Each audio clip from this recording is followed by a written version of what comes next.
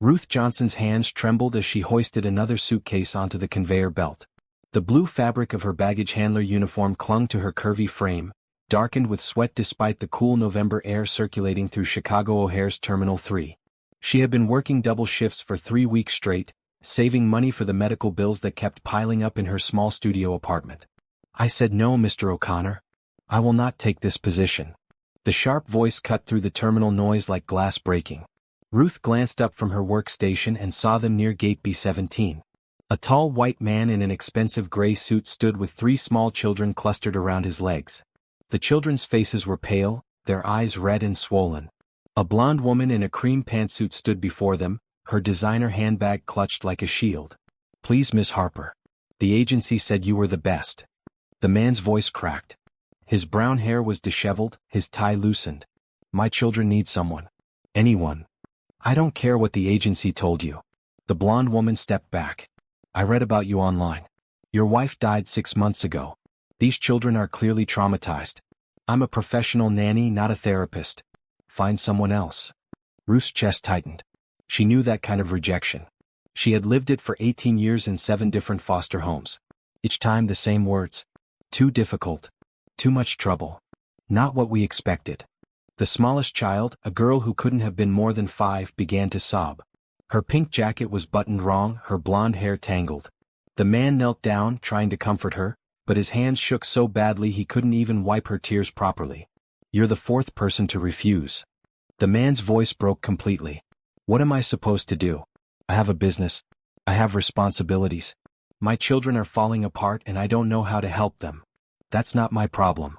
Miss Harper turned on her expensive heels and walked away, her suitcase rolling behind her with a sharp clicking sound.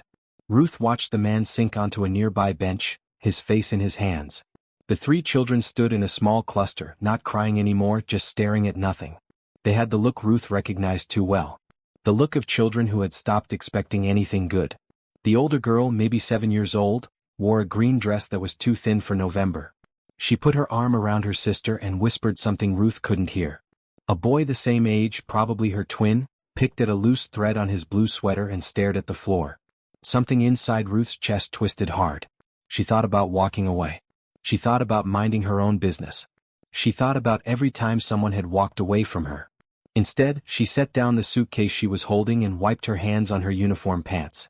Her supervisor, Carl, called after her. "Ruth, your shift isn't over for another 2 hours." "I know." Ruth's voice was steady even though her heart pounded. "I'll be right back."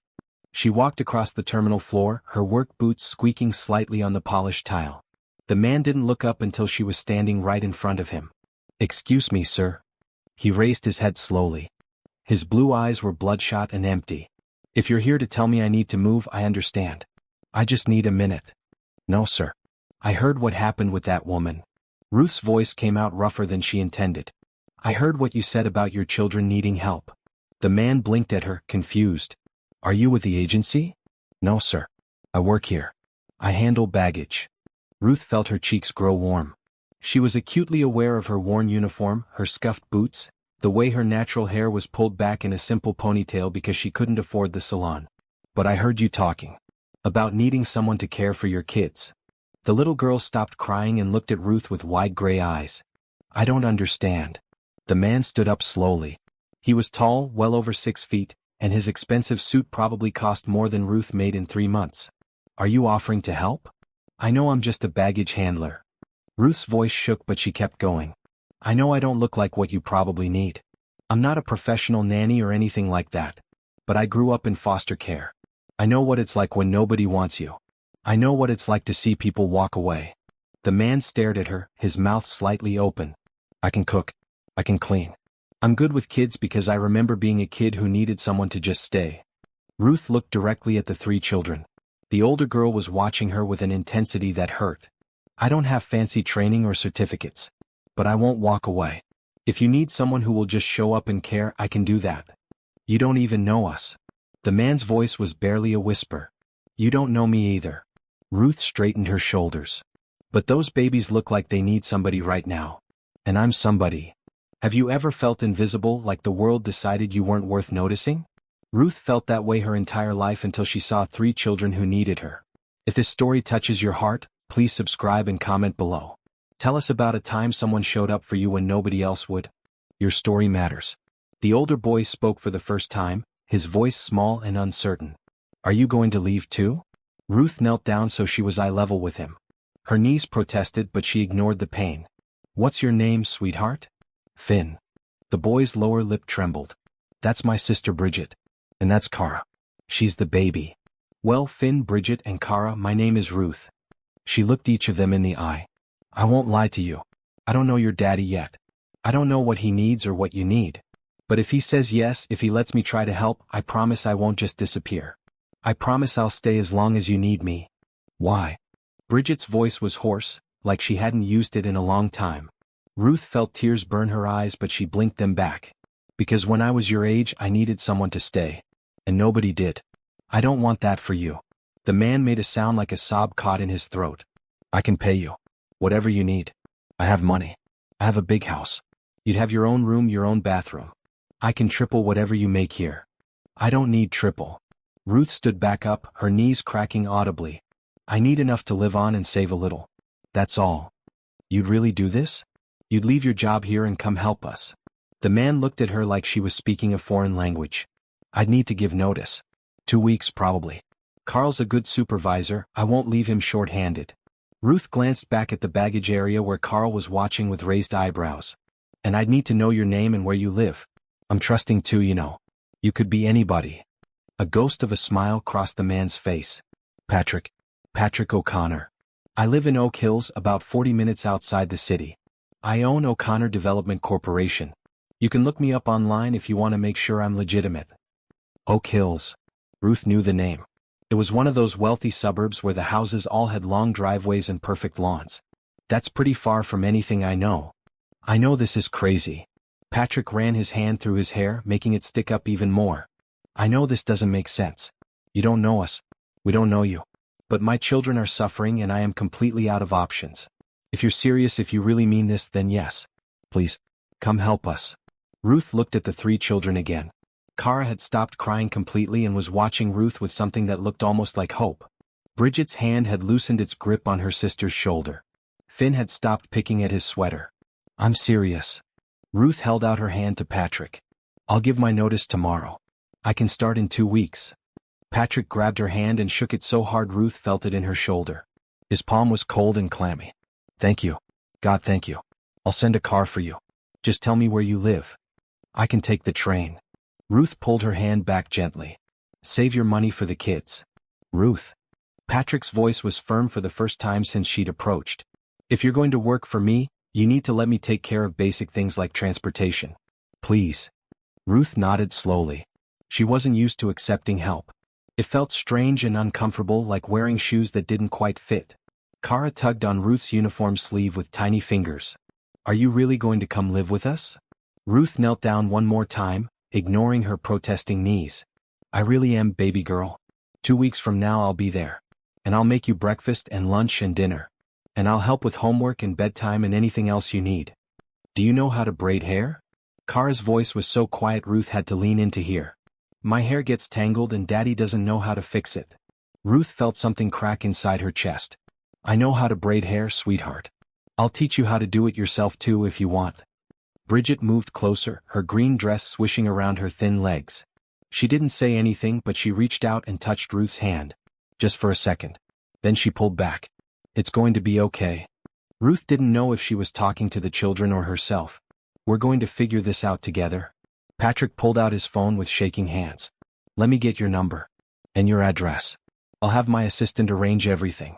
Do you need help with moving? Do you have a lot of things? Not much.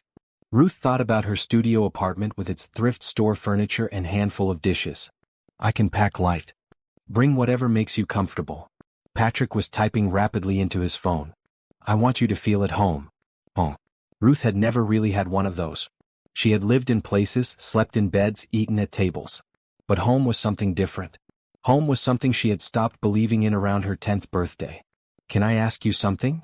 Finn stepped forward, his blue eyes serious. Are you going to try to be our new mom? Ruth's breath caught. No, baby. I can't replace your mom. Nobody can do that.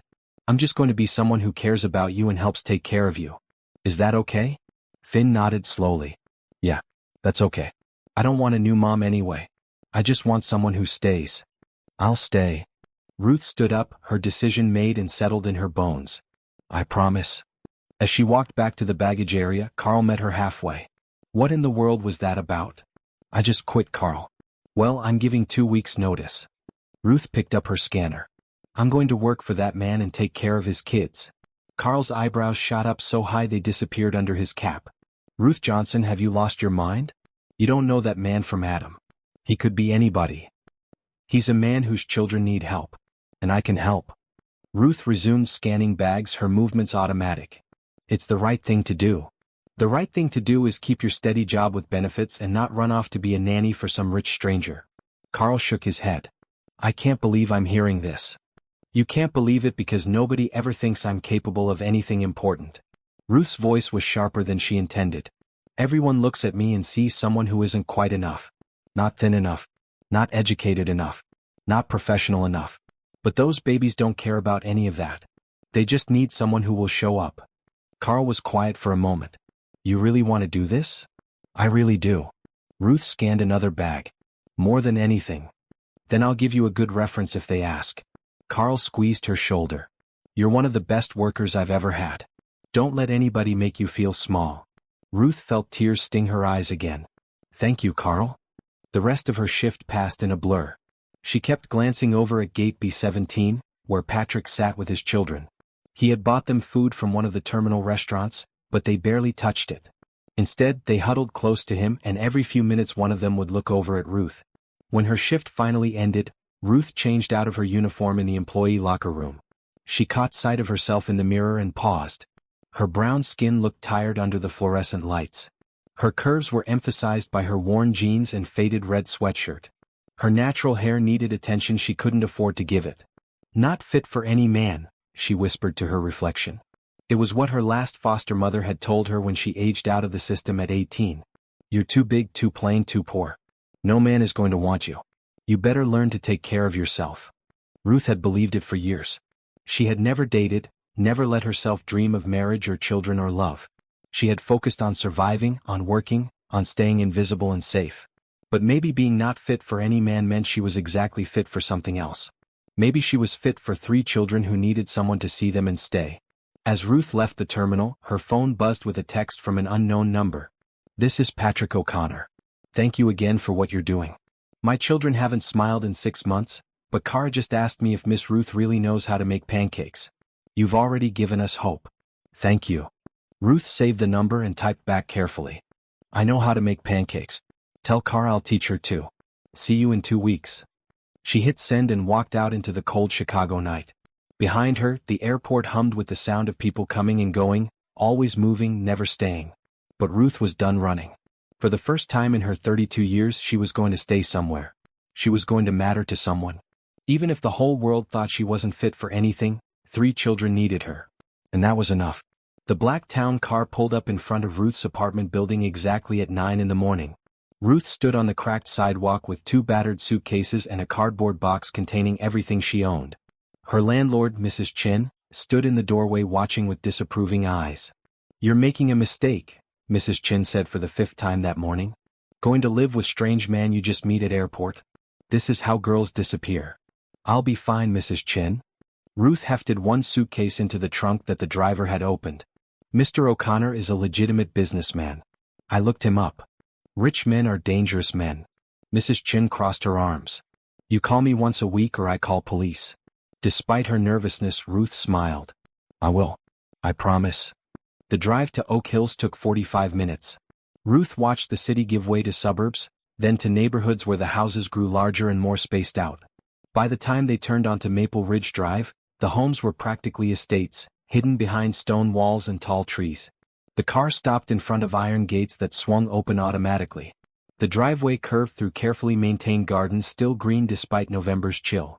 The house itself was massive, a 3-story colonial painted cream with black shutters. It looked like something from a magazine. Ruth's stomach clenched. This wasn't her world. She didn't belong here. The front door opened before the driver could even get her bags out. Patrick emerged, wearing jeans and a blue sweater that probably cost more than Ruth's entire wardrobe. Behind him, the three children peered out nervously. Ruth. Patrick's smile was genuine but tired. He looked like he hadn't slept well in months. Welcome. Please come in. The entrance hall was enormous, with marble floors and a crystal chandelier hanging from a ceiling that soared 20 feet high. A curved staircase led to the upper floors. Fresh flowers sat in a vase on a table that looked like an antique. Ruth felt very small and very out of place in her discount store jeans and thrift shop jacket. Let me show you to your room. Patrick gestured toward the stairs. It's on the second floor near the children's rooms. I hope that's okay. That's perfect. Ruth's voice sounded strange in the high-ceilinged space. Kara ran forward and grabbed Ruth's hand. Come see my room first. Please. Kara let Ruth get settled. Patrick's voice was gentle but firm. It's okay. Ruth squeezed Kara's small hand. I'd love to see your room. Kara's bedroom was painted soft purple with white furniture. Toys covered most of the floor, but they looked untouched, like decorations rather than playthings. The bed was unmade, the sheets twisted and bunched. I don't like sleeping alone, Kara whispered, looking embarrassed. I know I'm too big for that. I'm 5. Ruth knelt down, ignoring the protest from her knees. You're not too big for anything, baby girl. Some people need company to feel safe. There's nothing wrong with that. Really? Kara's gray eyes were huge in her small face. Really? Ruth stood back up. Now show me your brother and sister's rooms. Finn's room was blue and chaotic, clothes everywhere, homework papers scattered across his desk. Bridget's room was the opposite, everything neat and organized, almost obsessively so. The green walls matched her dress from the airport.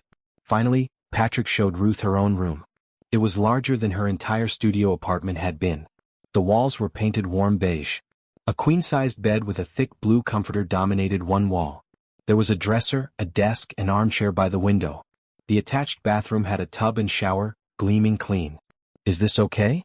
Patrick hovered in the doorway. I can have it repainted if you don't like the color. It's beautiful. Ruth set her suitcases down carefully, afraid to touch anything. I've never had this much space before. You mentioned you grew up in foster care. Patrick's voice was tentative. If you don't mind me asking, was it difficult? Ruth sat on the edge of the bed, feeling the expensive mattress give slightly under her weight. 7 different homes in 18 years. Some were okay. Some weren't. I learned not to get comfortable anywhere. Patrick was quiet for a moment. These children lost their mother 6 months ago. Car accident, sudden, no warning. Michelle, my wife, she was driving home from a PTA meeting. A drunk driver ran a red light. I'm so sorry. Ruth meant it. She had lost things in her life, but never someone she loved, because she had never really had anyone to love. I've tried so hard to keep everything normal for them. Patrick leaned against the doorframe, exhaustion written across his features. But I'm failing. Bridget hasn't spoken more than a few words since the funeral until she talked to you at the airport. Finn gets into fights at school every week. Kara wets the bed every night and has nightmares. And I don't know what I'm doing. You love them. Ruth's voice was firm.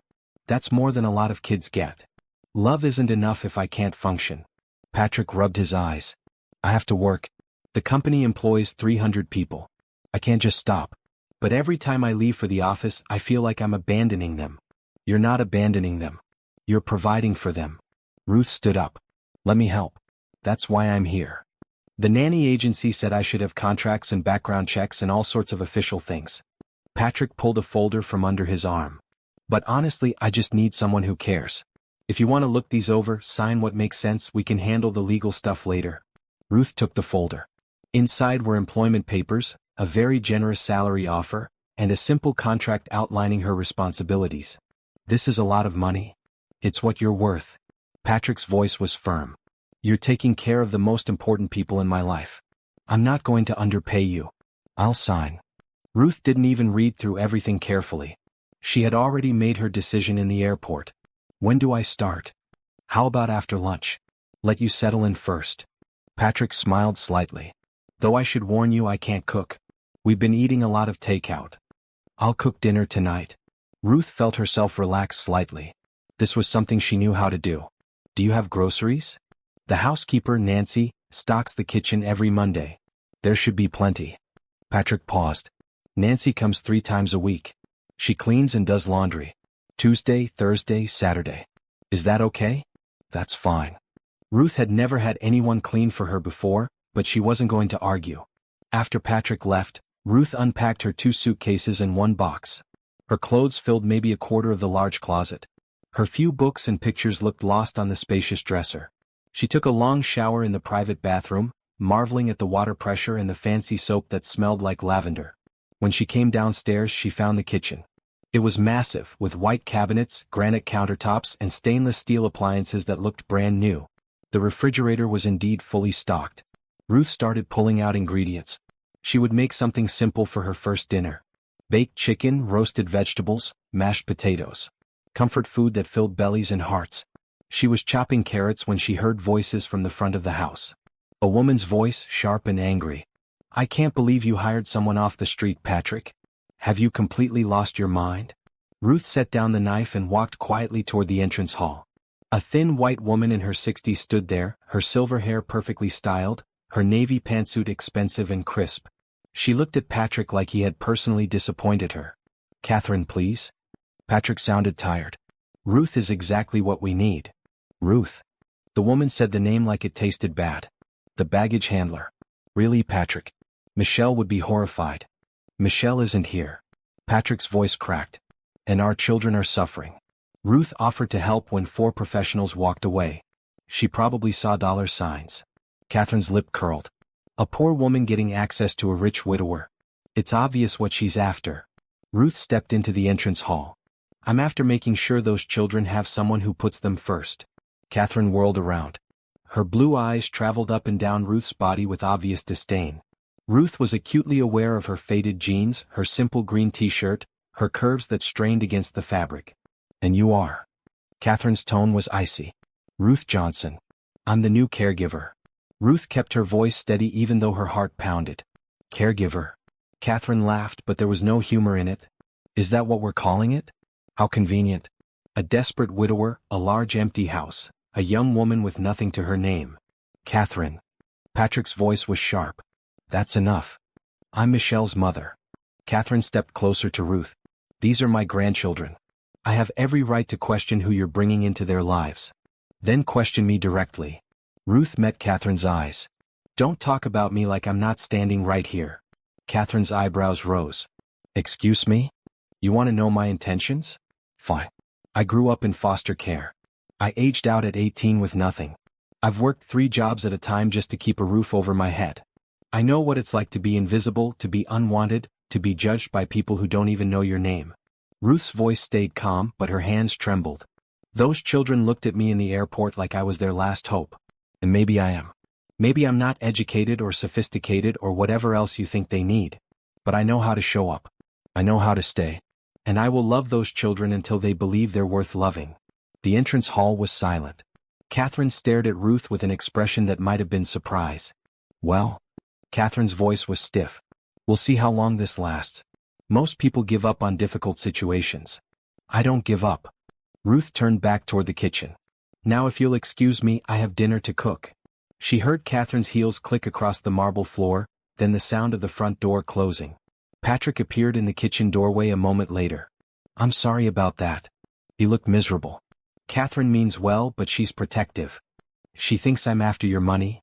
Ruth went back to chopping carrots. "I don't blame her. It does look convenient." "I don't think that." Patrick came closer. "You could have asked for twice the salary I offered and I would have paid it. You didn't. You just wanted enough to live on. Because that's all I need." Ruth scraped the carrots into a bowl. "I'm not greedy, Mr. O'Connor. I just want a chance to do something that matters. Please call me Patrick." He leaned against the counter. "And you're already doing something that matters. Car asked me 3 times today if you were really coming. When your car pulled up, she actually smiled." Ruth felt warmth spread through her chest. "She's a sweet girl. They're all sweet. They're just broken right now." Patrick's voice was rough. "Thank you for seeing past the broken parts." Dinner that evening was quiet but pleasant. Ruth set the table in the formal dining room, then decided it was too stiff and moved everything to the kitchen table instead. The children came down when called, moving slowly like they weren't sure what to expect. "It smells good," Finn said cautiously, sliding into a chair. "I hope you like it." Ruth served each child a modest portion. She had learned in foster care that overwhelming kids with food often backfired. Better to start small and let them ask for more. Kara took one bite of mashed potatoes and her eyes went wide. These are really good. My foster mom in the third home I lived in taught me to make them. Ruth served herself last, taking the smallest portion. She was one of the good ones. She taught me everything she knew about cooking before her husband got transferred and I had to move again. Did you have brothers and sisters? Bridget's voice was soft, hesitant. Not really. Sometimes there were other foster kids in the homes, but we usually didn't stay long enough to get close. Ruth cut her chicken carefully. I always wanted siblings though. It must be nice to have people who are with you no matter what. Sometimes they're annoying. Finn grinned at his sisters. Hey. Kara threw a small piece of roll at him. No food throwing. Patrick's voice held a hint of laughter. But nice try, Kara. They ate in comfortable silence for a while. Ruth watched the children carefully. They all ate slowly like they weren't used to sitting down for meals together. Bridget pushed her food around more than she ate it. Finn wolfed his down like he was afraid it would disappear. Kara took tiny bites and watched Ruth between each one. Can I ask you something? Finn set down his fork. That lady earlier, Grandma Catherine, she was really mean to you. Why didn't you cry? Ruth considered her answer carefully. Because crying doesn't change anything. And because I've heard worse things from people who mattered more than she does. Who matters to you? Kara's question was innocent but cut deep. Right now? You three. And your dad. Ruth met each of their eyes in turn. I came here to help your family. That means you matter to me more than what anyone else thinks. Even if people in town are mean? Bridget's voice was so quiet Ruth almost missed it. Even then. Ruth smiled at her. I've been the new person, the different person, the unwanted person more times than I can count. I know how to handle mean people. Good. Finn's voice was fierce. Because Grandma Catherine told the neighbors about you. I heard her on the phone before she left. She said you were inappropriate and probably dangerous. Patrick's face went red. She had no right to do that. It doesn't matter. Ruth started clearing plates. Let people think what they want. They'll change their minds when they see you three thriving. But as Ruth washed dishes that night, she wondered if she had just made a terrible mistake. Coming into this wealthy world where she didn't fit, where people like Catherine Walsh could poison the town against her with one phone call. She thought about the children sleeping upstairs. About Kara's nightmares and Finn's anger and Bridget's silence. About Patrick's exhaustion and desperation. She had promised to stay. So she would stay. Even if the whole town of Oak Hills decided she wasn't good enough. Even if Catherine Walsh tried to drive her away. Even if she felt out of place every single day in this big house with its marble floors and crystal chandeliers. Ruth Johnson had never been enough for anyone. But maybe, just maybe, she could be enough for these three broken children who needed someone to believe in them. She dried the last dish and turned off the kitchen light. Tomorrow she would face whatever Oak Hills threw at her. Tonight, she would rest in the knowledge that three children had eaten a home-cooked meal and gone to bed without crying. It was a start. Ruth woke at 5 in the morning, her internal clock still set to airport shifts. She lay in the comfortable bed for a moment, staring at the unfamiliar ceiling, reminding herself where she was and why. She dressed in jeans and a red t-shirt, then made her way quietly downstairs. The kitchen was dark and silent. Ruth flipped on the lights and started coffee, then began preparing breakfast. By 6:30 she had made scrambled eggs, turkey bacon, fresh fruit and toast. She set the kitchen table with care, folding paper napkins because she was afraid to use the cloth ones that looked too expensive to touch. Finn appeared first, drawn by the smell of bacon. His dark hair stuck up in strange directions and his pajamas were wrinkled. What time is it? 6:30. Ruth gestured to a chair. Too early? Dad usually doesn't wake us up until 7:30. Then we eat cereal or toaster pastries in the car on the way to school. Finn sat down cautiously. You made all this? I did. Is that okay? Ruth poured him a glass of orange juice. Yeah, it's just. Mom used to make breakfast like this. Before.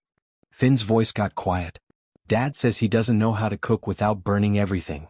Patrick appeared in the doorway, already dressed in a suit. I heard my name. And is that coffee? Yes, sir. Ruth poured him a cup. I hope you don't mind me starting early. Mind? You're a miracle. Patrick took the coffee gratefully. And please stop calling me sir. Patrick is fine. Bridget came down next, moving silently in her bare feet. She wore purple pajamas and her blonde hair hung in tangles past her shoulders. She stopped when she saw the table full of food. You really know how to cook, she whispered. I really do. Ruth pulled out a chair. Come sit. I saved you the corner seat. I remember you liked corners in the airport. Felt safer, right? Bridget's eyes widened. She nodded and slipped into the chair. Kara was last, rubbing her eyes sleepily. Her pink nightgown had cartoon cats on it. Did I wet the bed again? I don't know, sweetheart. Did you? Ruth asked gently. Kara's lower lip trembled. I didn't mean to. Then we'll change the sheets after breakfast.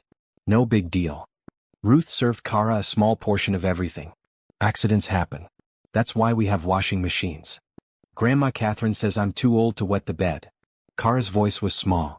She says I'm being a baby. Ruth felt anger flash through her, but she kept her voice calm. Grandma Catherine is wrong. Lots of kids wet the bed when they're going through hard times. It's your body's way of showing stress. It doesn't make you a baby.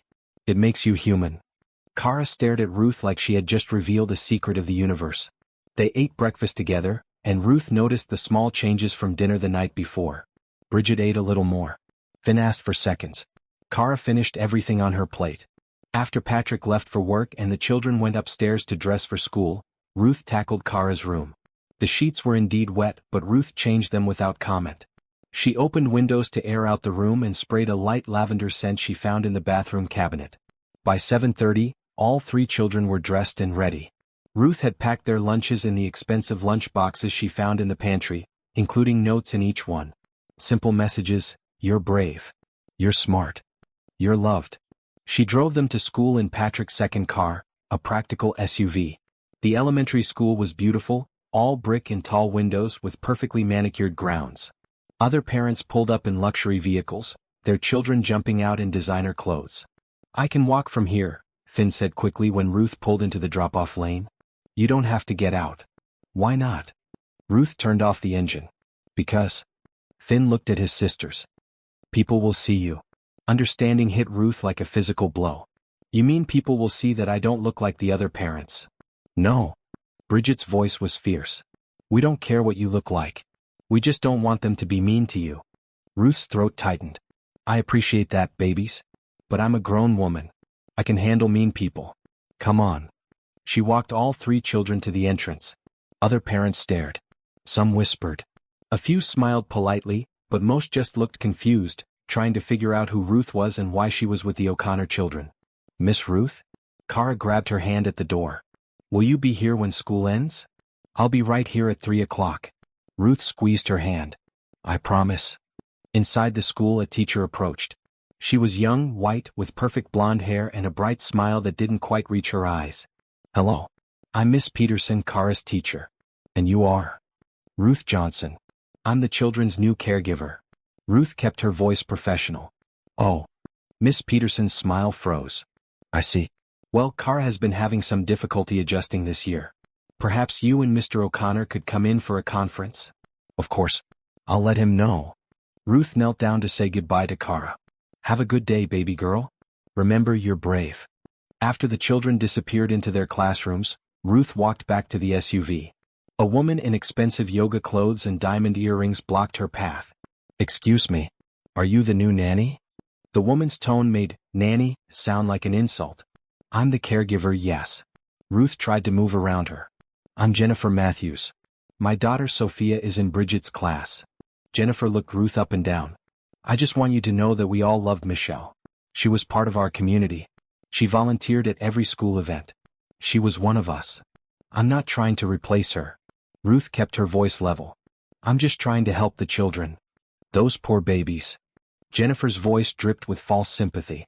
Losing their mother and then having to adjust to, well, someone so different from what they're used to. Different how? Ruth crossed her arms. Jennifer blinked, not expecting the direct question. I just meant, Michelle was very involved, very educated, very refined. And you think I'm none of those things because of how I look? Ruth's voice was soft but steely. Let me be clear, Mrs. Matthews. I don't care what you think of me. I care about 3 children who need someone to show up for them every single day. If you have a problem with that, take it up with Mr. O'Connor. Otherwise, please get out of my way. Jennifer's mouth dropped open. Ruth walked around her and got into the SUV. Her hands shook on the steering wheel. She had known this would be hard, but the reality of it hit differently. These people looked at her and saw someone who didn't belong. Someone who was too dark, too curvy, too poor, too different. But she had promised to stay. So she would stay. Ruth spent the morning cleaning the house, even though Nancy the housekeeper was scheduled for the next day. She vacuumed and dusted and organized. She found photographs of Michelle in almost every room and forced herself to look at them. Michelle had been beautiful. Thin and blonde with a perfect smile. She wore expensive clothes and looked comfortable in them. In every picture she looked like she belonged exactly where she was. Ruth looked nothing like her. Would never look like her. Would never be her. At lunch, she made herself a sandwich and sat at the kitchen table, feeling small and out of place despite the morning's confrontation with Jennifer Matthews. Her phone buzzed. A text from Patrick. How did school drop-off go? Ruth considered lying, then decided against it. Fine. Met some of the other parents. They're protective of the children. That's a nice way of saying they were rude to you. Catherine called me this morning. Apparently she's been telling everyone in town that I hired someone inappropriate. I'm sorry. Not your fault. I can handle it. You shouldn't have to handle it. But thank you for staying anyway. Ruth set down her phone and went back to work. She organized the children's rooms, throwing away broken toys and making piles for donation. She found a photo album in Bridget's room, filled with pictures of Michelle. She sat on Bridget's perfectly made bed and flipped through the pages. Michelle reading to the children. Michelle at their birthday parties. Michelle and Patrick on their wedding day, both so young and happy. She was pretty, wasn't she? Ruth jumped. Bridget stood in the doorway. What are you doing home? It's only 1 o'clock. I felt sick.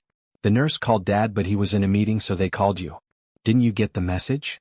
Bridget came into the room slowly. Ruth grabbed her phone and saw 3 missed calls. Oh no. I'm so sorry. I was cleaning and didn't hear it. Are you okay? I'm not really sick. Bridget sat on the bed next to Ruth. I just wanted to come home. School is hard. Because of your mom? Ruth asked gently. Because everyone looks at me like I'm broken. Bridget's voice cracked. They whisper about me in the bathroom. They say I'm weird because I don't talk much anymore. Sophie Matthews told everyone that I'm crazy, and that's why my mom died, because she was stressed from having a crazy daughter. Ruth felt rage boil in her chest. Sophie Matthews needs to be educated on what crazy actually means. And so does her mother. You met Mrs. Matthews? Bridget looked up with red-rimmed eyes. I did. This morning. She was very concerned about how different I am from your mom. Ruth closed the photo album carefully. Your mom was beautiful. I can see why people loved her. Do you think we're bad for wanting you here instead of her? Bridget's question was so quiet Ruth almost missed it. Oh baby. Ruth pulled Bridget into a hug, feeling the girl's thin shoulders shake. You're not bad. You're not choosing me instead of her. You can love your mom and still need help from someone else. Those things don't cancel each other out. I miss her so much. Bridget sobbed into Ruth's shoulder. But I'm also mad at her for leaving. Does that make me terrible? It makes you human. Ruth stroked Bridget's hair. When I was in foster care, I used to get so angry at my birth mother. I didn't even know her, but I was furious that she gave me up. The anger felt so much easier than the sadness. Did you ever stop being angry? Bridget pulled back, wiping her eyes. Eventually. I realized she probably did the best she could with what she had. Your mom didn't choose to leave you. That drunk driver took her away. You can be angry about that without being angry at her. Ruth wiped Bridget's tears with her thumb. And it's okay to still be sad sometimes. Mrs. Matthews said you don't belong here. She said you're trying to take my mom's place. Bridget's voice was small. I'm not trying to take anyone's place. Ruth held Bridget's face gently. Your mom's place is in your heart and nobody can take that. I'm just trying to make a different place. A place where you can be sad or angry or happy or whatever you need to be. A place where you're safe. I like that you're here. Bridget's admission was whispered. Does that mean I didn't love my mom enough? No, sweetheart. It means you're strong enough to let someone new help you. That takes courage. Ruth stood up. Now, since you're home early, how about we do something your mom used to do? What was her favorite thing? Bridget thought for a moment. She used to braid my hair while we watched movies. Every Sunday afternoon. Then that's what we'll do. Ruth led Bridget downstairs. You pick the movie. I'll get my comb and some hair ties. They spent the afternoon on the couch. Ruth carefully braided Bridget's long blonde hair while they watched an animated movie about a girl and her dragon. Bridget laughed at the funny parts, something Ruth suspected she hadn't done in months. When 3 o'clock came, Ruth left Bridget watching the movie and drove to pick up Finn and Kara. Both children looked exhausted. How was your day? Ruth asked as they buckled into the SUV. Matthew Henderson called me a freak because my mom's dead. Finn's voice was flat. So I punched him. Oh, Finn. Ruth sighed. The principal called you but you didn't answer. So he called Dad. Finn looked out the window. Dad was mad. I'm suspended tomorrow. I'm sorry I missed the call. Ruth pulled out of the parking lot. But we'll talk about the punching when we get home. Are you going to be like Dad and say I shouldn't fight? Finn's voice was challenging. I'm going to say that punching people doesn't solve the problem. It just makes everyone think you're the problem. Ruth glanced at him in the rearview mirror. But I also understand why you did it. You do? Finn sounded surprised. I do. When people say cruel things, it hurts. And sometimes hitting back feels like the only way to make it stop hurting. Ruth turned onto their street. But it doesn't actually stop anything. It just gives them more ammunition to hurt you with. Then what am I supposed to do? Finn's voice cracked. Just let them say whatever they want? No. You tell a teacher. You walk away. You come home and tell me or your dad and we handle it. Ruth pulled into the driveway. You're not alone anymore, Finn. You don't have to fight these battles by yourself. That evening, Ruth cooked spaghetti and meatballs. Patrick came home just as she was serving dinner, his tie loosened and his face drawn. I heard about school. He sat down heavily at the table. I'm sorry I was in meetings all afternoon. I should have been available. It's my fault. Ruth set a plate in front of him. I was cleaning and didn't hear my phone. Nobody's at fault except the people who are cruel to children who are grieving. Patrick looked at Finn. Son, I know you're angry. But you can't punch people. I know. Finn stared at his plate. I'm sorry. Tomorrow you're suspended, but you're not going to sit around playing video games. You're going to spend the day with Ruth, and together you're going to figure out better ways to handle your anger. Patrick's voice was firm but kind. Understood. Yes, sir. Finn's voice was small. After dinner, Ruth helped Kara with her bath. The little girl was quiet, playing with a rubber duck in the warm water. Are you mad at Finn for punching that boy? Kara asked suddenly. No, baby. I'm sad that he felt like he had no other choice. Ruth shampooed Kara's hair gently. Sophie Matthews told me today that you're fat and poor and you only want Daddy's money. Kara's voice was matter-of-fact. I told her to shut up. Ruth's hand stilled. What did she say then? She said her mom says you're going to ruin our family. And that we should tell Daddy to fire you. Kara looked up with worried eyes. Are you going to get fired? I don't know, sweetheart. Ruth rinsed Kara's hair carefully. But I'm not going to leave unless your daddy tells me to. And even then, I'll make sure you know how to reach me if you need me. Promise? Kara's voice was desperate. I promise. Ruth wrapped her in a towel. Now let's get you into pajamas. Later, after all three children were in bed, Ruth sat in her room and cried. She cried for Finn's anger and Bridget's grief and Kara's fear. She cried for herself, for feeling so out of place in this world of wealth and judgment. But mostly she cried because in just 2 days, these children had grabbed hold of her heart. And she knew that no matter how hard the town tried to push her out, no matter how many Jennifer Matthews types said she didn't belong, she wasn't going anywhere. She had promised to stay. And Ruth Johnson kept her promises. The doorbell rang at 8 in the morning on a Tuesday, 3 weeks after Ruth had moved into the O'Connor house. She had just finished making breakfast and was packing school lunches when the sharp sound echoed through the entrance hall. Through the front door's side window, Ruth saw a woman in a gray pantsuit holding a briefcase and clipboard. Her stomach dropped. She knew that look. That official, assessing look that meant trouble. Can I help you? Ruth opened the door cautiously. Good morning.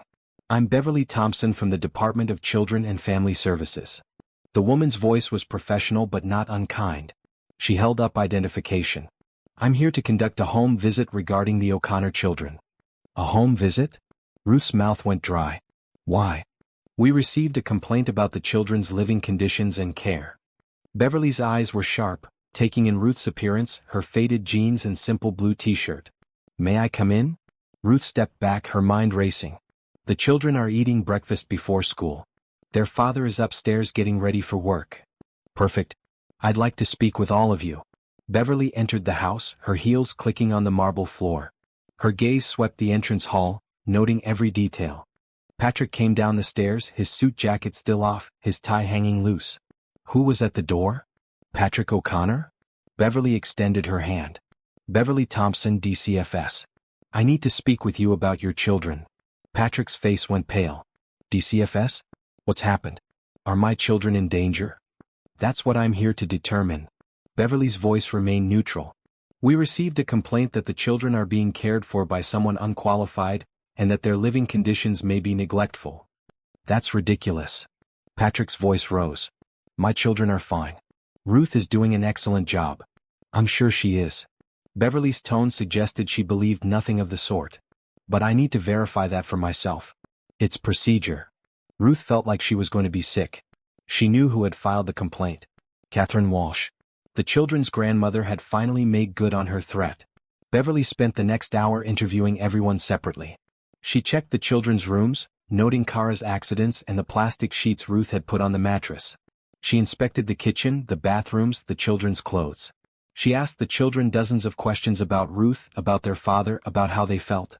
By 9 o'clock, Patrick was late for work and visibly furious. The children were confused and upset. Ruth felt like every worst fear she'd ever had was coming true. I'll need to speak with Ruth privately now. Beverly gestured toward the living room. Ruth followed her, her legs shaking.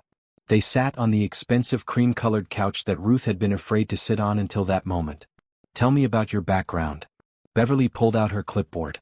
I grew up in foster care. 7 homes between ages 4 and 18. Ruth's voice was steady even though her hands trembled in her lap. I aged out at 18, got my GED, worked multiple jobs. I was a baggage handler at O'Hare when I met Mr. O'Connor. No college education? Beverly wrote something down. No, ma'am. I couldn't afford it. Any training in childcare? Early childhood development? Psychology? No, ma'am. Just experience from being a child who needed care. Ruth met Beverly's eyes directly. I know what it feels like to be scared and sad and alone. I know how to help children feel safe. The complaint suggests you're physically unfit to care for active children due to your weight. Beverly's voice remained neutral, but Ruth felt the judgment underneath. I keep up with 3 children just fine. Ruth's voice was calm. I take them to school, cook their meals, help with homework, play with them. My weight hasn't affected my ability to do any of that. The complaint also suggests that you have an inappropriate relationship with Mr. O'Connor. That you're using the children to get access to his money. Beverly watched Ruth's reaction carefully. Ruth laughed bitterly. I've been here 3 weeks. Mr. O'Connor and I have barely spoken outside of discussions about his children. I have my own room. I do my job. That's all. Yet you gave up a stable job to move in here very quickly after meeting him. Beverly tapped her pen against the clipboard. That raises questions. I gave up a job where I worked myself half to death for minimum wage because I saw 3 children who needed help. Ruth's voice grew stronger. I saw myself in those babies. I saw what happens when nobody cares enough to stay. So I stayed. Beverly was quiet for a moment. The children speak very highly of you. All 3 of them. That's actually unusual in these situations. Because I actually care about them. Ruth leaned forward. Look, I know what this looks like. I know I'm not what anyone expected. I'm not thin or educated or sophisticated. I grew up poor and I'm still poor. But I love those children like they're my own. I would do anything to protect them. Including giving up your independence to live in a stranger's house? Beverly's question was sharp. It's not about independence. It's about purpose. Ruth stood up, suddenly too agitated to sit. I spent my whole life being told I wasn't good enough. Too big, too poor, too uneducated, too black, too everything that didn't fit what people wanted. Those children don't care about any of that. They just care that I show up every single day and love them. So yes, I gave up my independence. Because loving them matters more than my pride. Beverly studied Ruth for a long moment. I've been doing this job for 15 years. I've seen every kind of situation you can imagine. And I've gotten very good at spotting when something's wrong. Ruth's heart sank. And those children are happier than they've been in months, according to their teachers. Bridget is speaking in full sentences again. Finn's been in 0 fights since you started. Kara's bedwetting is decreasing. Beverly stood up. The house is clean. The children are fed and clothed and clearly loved. Mr. O'Connor seems stable and appropriate. But Ruth could hear the but coming. But I have to take this complaint seriously. I'll be making follow-up visits over the next few weeks. Unannounced. Beverly walked toward the door. I need to make sure this situation is truly in the children's best interest. What happens if you decide it's not? Ruth's voice was barely a whisper. Then I recommend changes. In severe cases, temporary removal of the children until conditions improve. Beverly's voice softened slightly. But I don't think we're looking at that here. I think we're looking at a grandmother who's grieving and afraid, taking it out on the person she sees as a threat. Catherine Walsh filed the complaint. It wasn't a question. I can't confirm that. But between you and me? Beverly's expression became almost kind. Focus on the children. Document everything you do for them. Keep records of meals, activities, doctor's appointments, everything. Make it impossible for anyone to claim you're neglectful. After Beverly left, Ruth sat on the couch and put her head in her hands. She heard Patrick enter the room but couldn't look up. I'm going to kill Catherine. Patrick's voice was tight with rage. How dare she put my children through this? She's scared. Ruth finally looked up. She lost her daughter. Now she thinks she's losing her grandchildren to someone she doesn't understand. That doesn't give her the right to accuse you of being unfit. Patrick sat next to Ruth. You're the best thing that's happened to this family in months. I'm also the easiest target. Ruth's voice was hollow. I'm everything people love to judge. Fat, poor, black, uneducated. I'm a walking stereotype of someone who doesn't belong in your world. You belong here because my children need you. Patrick's voice was fierce. I don't care what Catherine thinks. I don't care what the town thinks. You're staying. What if Beverly decides I'm not fit? What if they take the children? Ruth felt tears burn her eyes. I couldn't bear that. They're not taking my children. And you're not going anywhere. Patrick grabbed her hand. We'll document everything. We'll be so perfect that even Catherine can't find fault. The next 3 weeks were the most stressful of Ruth's life. She kept meticulous records of every meal, every activity, every interaction with the children. She took pictures of school projects and saved every homework assignment. She noted every time Kara stayed dry through the night, every time Finn came home without getting into trouble, every time Bridget spoke without being prompted. Beverly showed up 3 more times, always unannounced.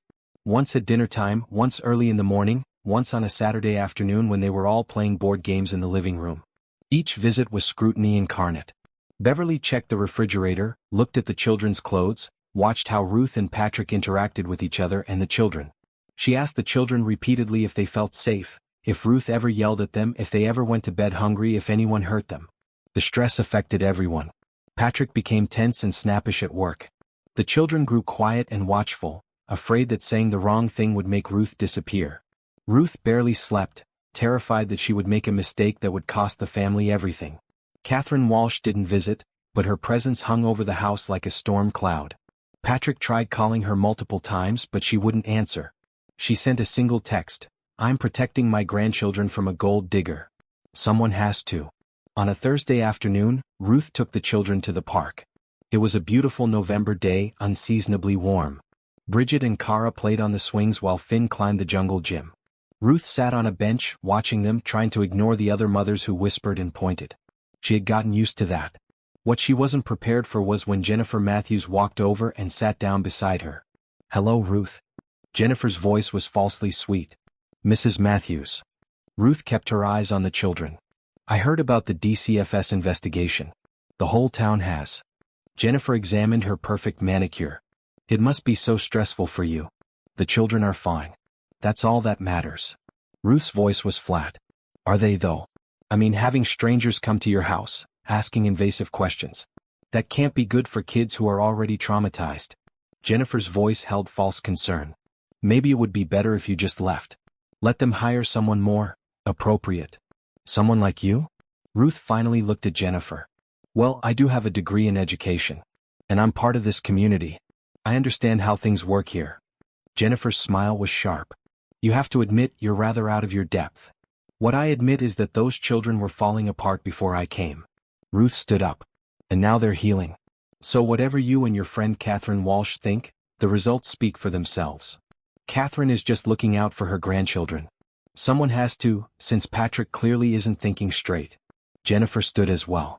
A man doesn't hire someone like you unless he's desperate or stupid. And Patrick O'Connor isn't stupid. Someone like me. Ruth kept her voice level. What exactly does that mean? You know what it means. Jennifer's mask slipped. You don't belong here.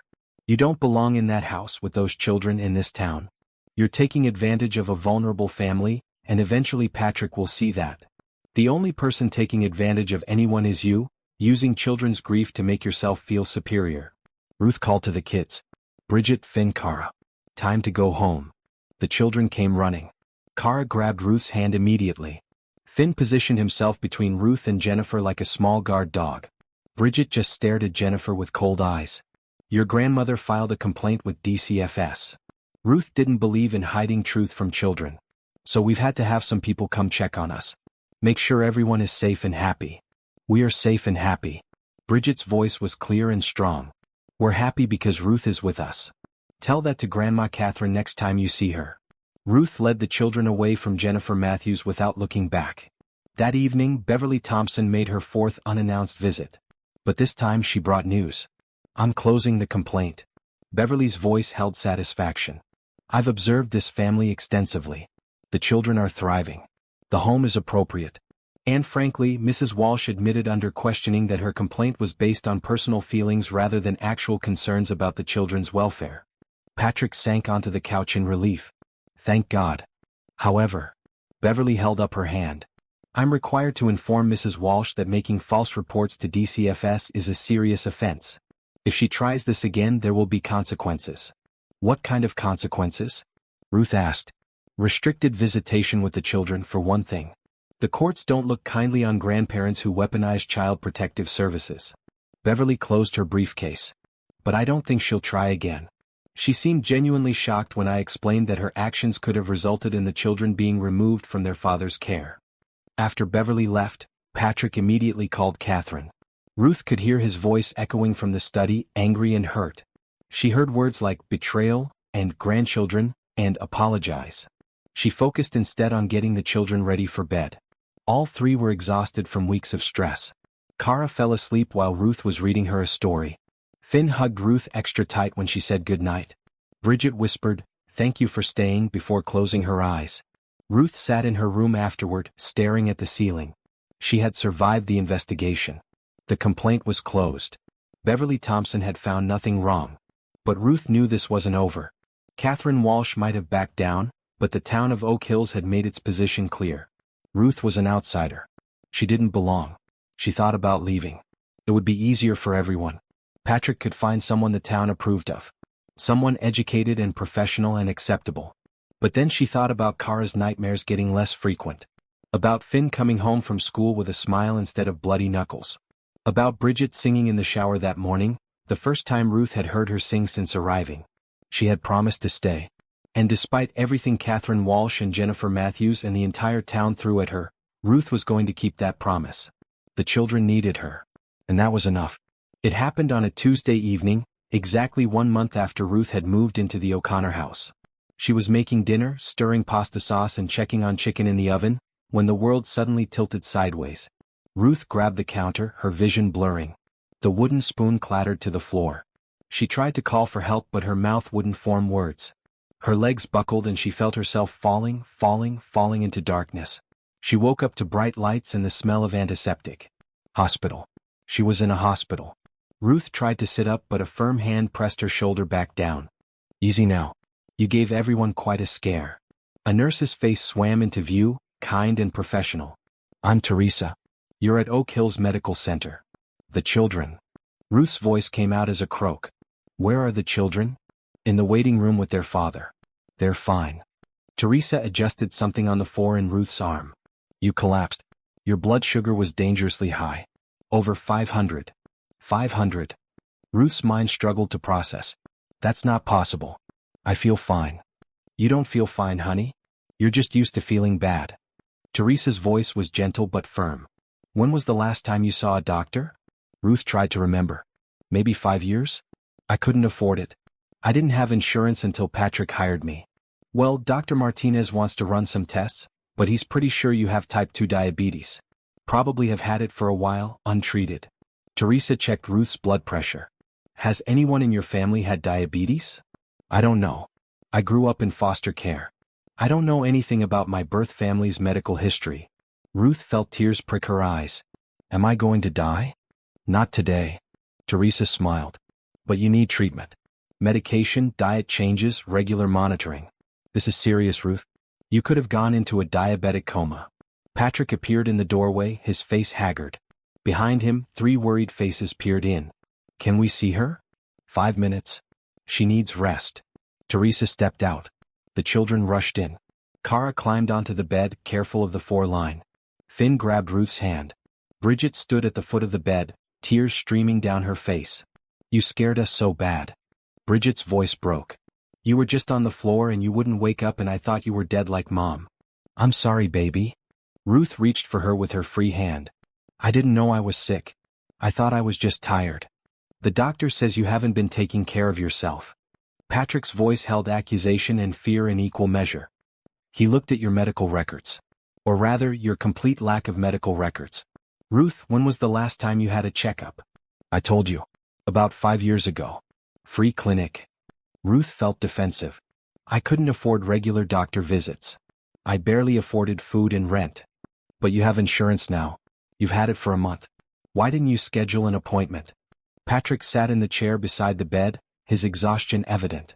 "Because I was busy taking care of your children." Ruth's voice rose slightly. "Because I was cooking and cleaning and doing school drop-offs and pickups and homework help and everything else that needed doing. When exactly was I supposed to fit in a doctor's appointment?" "You're supposed to take care of yourself too." Patrick's voice cracked. "What would have happened if you'd collapsed while driving the kids to school? What if you'd been alone with them and gone into a coma? Ruth, you could have died." "But I didn't." Ruth felt tears slide down her face. "I'm fine." "You're not fine. You're sick. And you've been sick for who knows how long because you don't think you're worth taking care of." Patrick's voice broke completely. "God, Ruth. Don't you understand? We need you. The children need you. You can't just run yourself into the ground." "I didn't mean to."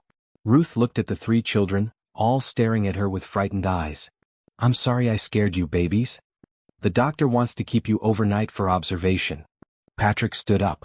"I'll take the kids home, make sure they eat and get to bed. Then I'm coming back here." "You don't have to do that." Ruth protested weakly. "Yes, I do." Patrick's voice was firm. "Because that's what people do when they care about someone. They show up." After Patrick and the children left, Dr. Martinez came in. He was a middle-aged Hispanic man with kind eyes and a no-nonsense manner. "Ms. Johnson, we need to have a serious talk about your health." He pulled up a chair. "Your blood sugar levels indicate you've had uncontrolled diabetes for quite some time. Your A1C is 11.2. That's dangerously high." "What does that mean?" Ruth asked. "It means your body isn't processing glucose properly, and over time this causes damage to your blood vessels, nerves, kidneys, eyes, and heart." Dr. Martinez spoke clearly and slowly. "Left untreated, diabetes can lead to blindness, kidney failure, amputations, heart attacks, strokes. But the good news is, with proper treatment and lifestyle changes, you can manage this condition and live a long, healthy life." "Treatment means medication?" Ruth thought about the cost even with insurance. "Yes. I'm starting you on metformin. It's a standard first-line treatment and your insurance will cover it." Dr. Martinez wrote something on his tablet. "But medication alone isn't enough. You need to make changes. Lose some weight, exercise regularly, monitor your blood sugar, eat a balanced diet." "I cook healthy meals for the children." Ruth felt defensive again. "And then what do you eat?" Dr. Martinez's voice was kind but challenging. "Let me guess. You serve them first, make sure they have enough, then you eat whatever's left. Maybe you skip meals entirely because you're too busy or too tired or you don't think it matters." Ruth was silent because he was exactly right. "Ruth, you spent your whole life in situations where you had to put everyone else first just to survive. But you're not just surviving anymore. You have a good job, health insurance, a stable home. You're allowed to take care of yourself now." Dr. Martinez leaned forward. "In fact, you have to take care of yourself. Those children you love? They need you healthy and alive, not running yourself into the ground." "I don't know how to put myself first." Ruth's voice was small. "It feels wrong. Selfish." "It's not selfish to take care of your health. It's responsible." Dr. Martinez handed her some papers. "I'm referring you to an endocrinologist for specialized diabetes care. I'm also recommending you see a therapist. These patterns you have, putting everyone else first, believing you're not worth care, those are things you need to work through. I can't afford therapy even with insurance." Ruth looked at the papers without really seeing them. "Mr. O'Connor's insurance plan has excellent mental health coverage. It will cost you very little." Dr. Martinez stood up. "Use it, please." That night, alone in the hospital room, Ruth thought about everything Dr. Martinez had said. She thought about growing up in foster homes where resources were scarce and she always got what was left over. She thought about working 3 jobs and living on ramen noodles and day-old bread. She thought about believing that her needs didn't matter as much as everyone else's. She thought about Kara asking if she was going to die.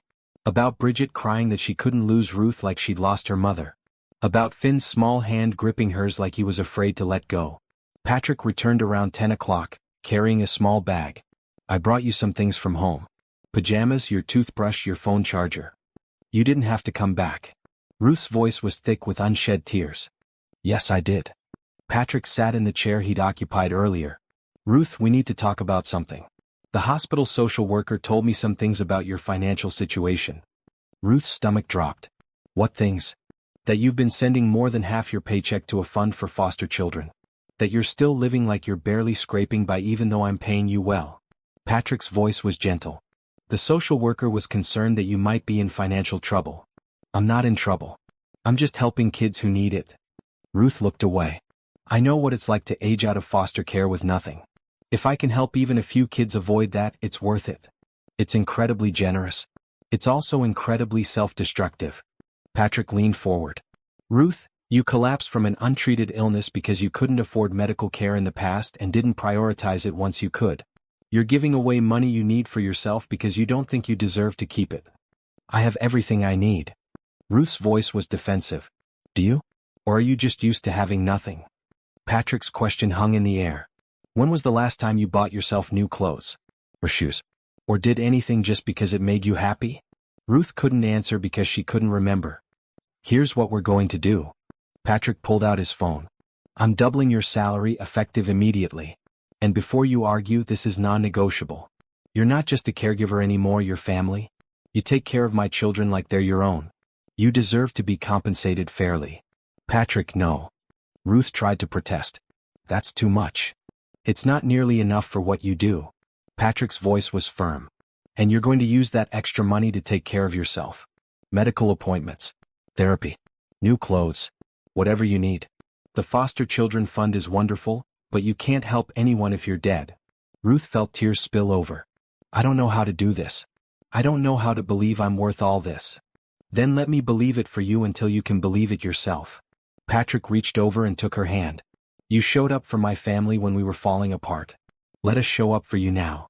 The next morning, Dr. Martinez discharged Ruth with a bag full of medications, a glucose monitor, and strict instructions about diet and exercise.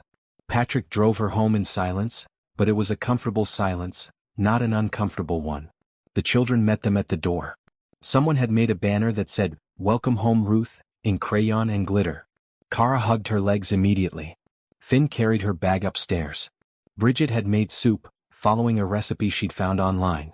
We wanted to take care of you like you take care of us, Bridget said shyly. Ruth sat at the kitchen table, surrounded by 3 children who had become her whole world, and let herself cry. Not sad tears but grateful tears. Overwhelming, unexpected tears of belonging. Thank you, babies. She pulled all 3 of them close. Thank you for showing me what it feels like to be worth taking care of. That evening, after the children were in bed, Ruth sat with Patrick in the living room. She had always avoided this room with its expensive furniture and formal atmosphere. But Patrick had made coffee and insisted. Can I tell you something? Ruth wrapped her hands around the warm mug. I almost left. Before I collapsed, I was thinking about quitting. Why? Patrick looked shocked. Because I felt like I was causing too many problems.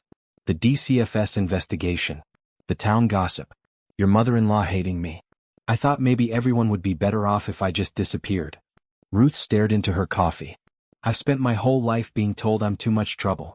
It felt easier to believe them and leave than to stay and fight. I'm glad you didn't leave. Patrick's voice was quiet. The children would have been devastated. I would have been devastated. Would you? Ruth looked up, surprised. Ruth, you've changed everything. This house was like a tomb before you came. Cold and quiet and sad. Now there's laughter. There's warmth. There's life. Patrick set down his mug. You did that. Not because you have fancy degrees or training, but because you care. Because you show up every single day and love my children without hesitation. They're easy to love. Ruth smiled slightly. They're not, actually. They're complicated and traumatized and difficult. But you see past all that to who they really are. Patrick paused. Just like I see past what the town thinks to who you really are. And who am I? Ruth asked, genuinely curious. You're the bravest person I know. Patrick's voice was sincere. You walk through a world that constantly tells you you're not enough and you keep showing up anyway. You love people who have nothing to give you in return. You sacrifice yourself without a second thought. That's not weakness, Ruth. That's strength. Ruth felt something shift in her chest. I've never thought of myself as strong. That's because you're so busy being strong that you don't recognize it as anything special. Patrick smiled. But it is special. You're special. And I need you to start believing that. I'll try. Ruth's voice was small. It won't happen overnight. I know. But we have time. Patrick stood up. Now go to bed. You need rest. Doctor's orders. As Ruth climbed the stairs to her room, she felt different somehow. Lighter. Like she had been carrying a weight she didn't even know was there, and someone had finally helped her set it down. She had spent her whole life being not enough. But maybe, just maybe, she was exactly enough after all. 3 weeks after Ruth's collapse, Christmas approached. Ruth had never really celebrated the holiday properly. In foster care, Christmas usually meant a few donated toys and a special meal, nothing more. As an adult living alone, she'd ignored it entirely. But the O'Connor house transformed into something magical. Patrick brought home a 12-foot tree that barely fit in the entrance hall. Boxes of ornaments appeared from the attic, each one carrying memories of Christmases past. Ruth watched Patrick and the children hang decorations, noting how they would pause at certain ornaments, their faces going sad before forcing smiles back on. Mom always put the angel on top. Kara held a delicate porcelain angel, her small hands trembling. Daddy would lift her up and she would reach really high. Patrick knelt down beside his daughter. Would you like to put it up this year? Kara looked at Ruth, her gray eyes uncertain. Should Miss Ruth do it instead? No, baby. This is your family tradition. Ruth came closer. I'm here to help you keep your traditions, not replace them. But you're part of our family now. Bridget's voice was firm. You should put the angel up with Kara. Ruth felt tears prick her eyes. Are you sure? We're sure. Finn grabbed Ruth's hand. Come on. Patrick lifted Kara onto his shoulders. Ruth stood beside them, steadying the little girl as she reached high to place the angel on top of the tree. The angel's white dress caught the light, casting soft shadows across the entrance hall. Mom would like that you're here. Bridget hugged Ruth's waist. She would want someone to take care of us. Someone nice. Ruth couldn't speak past the lump in her throat. She just held Bridget close and watched the tree lights twinkle in the gathering dusk. Later that evening, after the children were asleep, Ruth found Patrick in the study. He sat at his desk, staring at a photograph. Ruth could see it was from a Christmas past, Michelle and Patrick with the children, all of them smiling in matching pajamas. I'm sorry. I can go. Ruth started to back out. No, please. Come in. Patrick set the photo down. I could use the company. Ruth entered cautiously, sitting in one of the leather chairs across from the desk. That's a beautiful picture. It was taken 2 years ago. The last Christmas before Michelle died. Patrick's voice was rough. She picked out those matching pajamas. Made me wear them even though I felt ridiculous. She said family photos were more important than my dignity. She sounds like she was wonderful. Ruth meant it. She was. But she was also complicated. Patrick leaned back in his chair. Everyone remembers her as this perfect mother, perfect wife, perfect person. And in many ways she was. But toward the end, things were difficult between us. Ruth stayed quiet, sensing he needed to talk. She was always involved in everything. PTA, charity boards, school committees, social events. She thrived on it. But about 6 months before she died, she started pulling away. From me, from the children, from everything. Patrick rubbed his face tiredly. I tried to talk to her about it, but she said I wouldn't understand. That I was too focused on work to see what really mattered. That must have been hard. Ruth's voice was gentle. I thought we had time to fix it. I thought we'd work through it like we'd worked through other problems. Patrick's voice cracked. Then she was gone. And I never got to make things right. I never got to tell her I was sorry for being so focused on my career. I never got to ask what she needed from me. You can't blame yourself for not knowing the future. Ruth leaned forward. You loved her. That's what matters. Did I love her enough? That's what keeps me awake at night. Patrick looked directly at Ruth. I gave her a beautiful house, financial security, everything money could buy. But maybe I didn't give her enough of me. Maybe that's why she was pulling away. Or maybe she was struggling with something you couldn't have known about. Ruth chose her words carefully. Sometimes people carry pain we can't see. That's not your fault. The children blame themselves, especially Bridget. She thinks if she had been better behaved, less difficult, her mother wouldn't have been so stressed that night. Patrick's voice broke. She thinks the accident was somehow her fault because Michelle had been at a PTA meeting about Bridget's grades. Oh no. Ruth's heart ached. Does Bridget talk about that? She did once, to the therapist Catherine insisted they see. Then she clammed up and refused to go back. Patrick stood and walked to the window. That's part of why Catherine filed that complaint. She thinks I'm not getting the children proper help. That I'm just throwing money at the problem by hiring you instead of getting them real therapy. Maybe they need both. Ruth stood as well. There's no shame in therapy. But they also need someone here every day, someone consistent, someone who loves them. That's what I provide. You provide so much more than that. Patrick turned to face her. You've given them hope again. You've given me hope again. Ruth felt her breath catch. Patrick, I know this is complicated. I know we have to think about the children first. But I need you to know something. Patrick took a step closer. I'm falling in love with you, Ruth. The world seemed to stop spinning. Ruth stared at him, unable to process what she'd just heard. I know it's too soon. Patrick's words came faster, like he was afraid if he stopped talking he'd lose his courage. I know it looks bad. I know what people will say. But I can't help how I feel. Every day I watch you with my children, I watch you put them first without hesitation, I watch you love them like they're your own. And I've started to realize that what I feel for you is more than gratitude. It's more than appreciation for what you do. It's everything. Patrick, stop. Ruth held up her hand, her voice shaking. You can't. We can't. Why not? Patrick looked at her with desperate eyes. Because of what the town will say? Because of Catherine? Ruth, I don't care about any of that. Because I'm not fit for this. Ruth's voice broke. I'm not fit to be a wife to someone like you. I'm not educated enough, sophisticated enough, thin enough, anything enough. Your wife was beautiful and accomplished and everything I'm not. I can't replace her. I'm not asking you to replace her. Patrick closed the distance between them. I'm asking you to be yourself. Because yourself is exactly what I need. You're confused. You're grieving and desperate and you think you have feelings for me because I'm helping your children. Ruth backed away. That's not love, Patrick. That's gratitude. Don't tell me what I'm feeling. Patrick's voice held frustration. I know the difference between gratitude and love. I've been married. I've been in love before. This is real. It can't be real because I'm nobody. Ruth felt tears streaming down her face. I'm the woman nobody wanted. I'm the woman who wasn't good enough for any man, remember? That's what I told you in the airport. That's who I am. That's who you were told you are. Patrick's voice softened. But it's not who you actually are. You're the woman who saved my family. You're the woman who loves my children unconditionally. You're the woman who makes this house feel like a home again. That's who you are, Ruth. I can't do this. Ruth turned toward the door.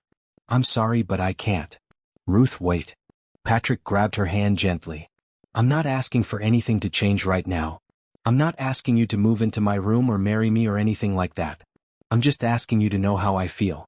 To think about the possibility that maybe, someday when the time is right, we could be more than what we are now. Ruth looked at their joined hands. His was large and warm, scarred from years of work before his business took off. Hers was smaller, darker, worn from years of labor and struggle. Your mother-in-law will lose her mind. Ruth's voice was barely audible. Catherine will adjust or she won't. That's her choice. Patrick squeezed Ruth's hand. My children's happiness is more important than her approval. My happiness is more important than her approval. The town will say I planned this. They'll say I came here to trap you to get your money. Ruth met his eyes. They already think that. This will confirm it. Let them think what they want.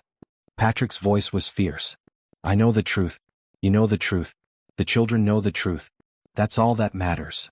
But what about Michelle? Ruth pulled her hand away. She's only been gone 8 months. Don't you need more time to grieve? Patrick was quiet for a long moment. I've been grieving for longer than 8 months if I'm honest. I grieved our marriage falling apart in the months before she died.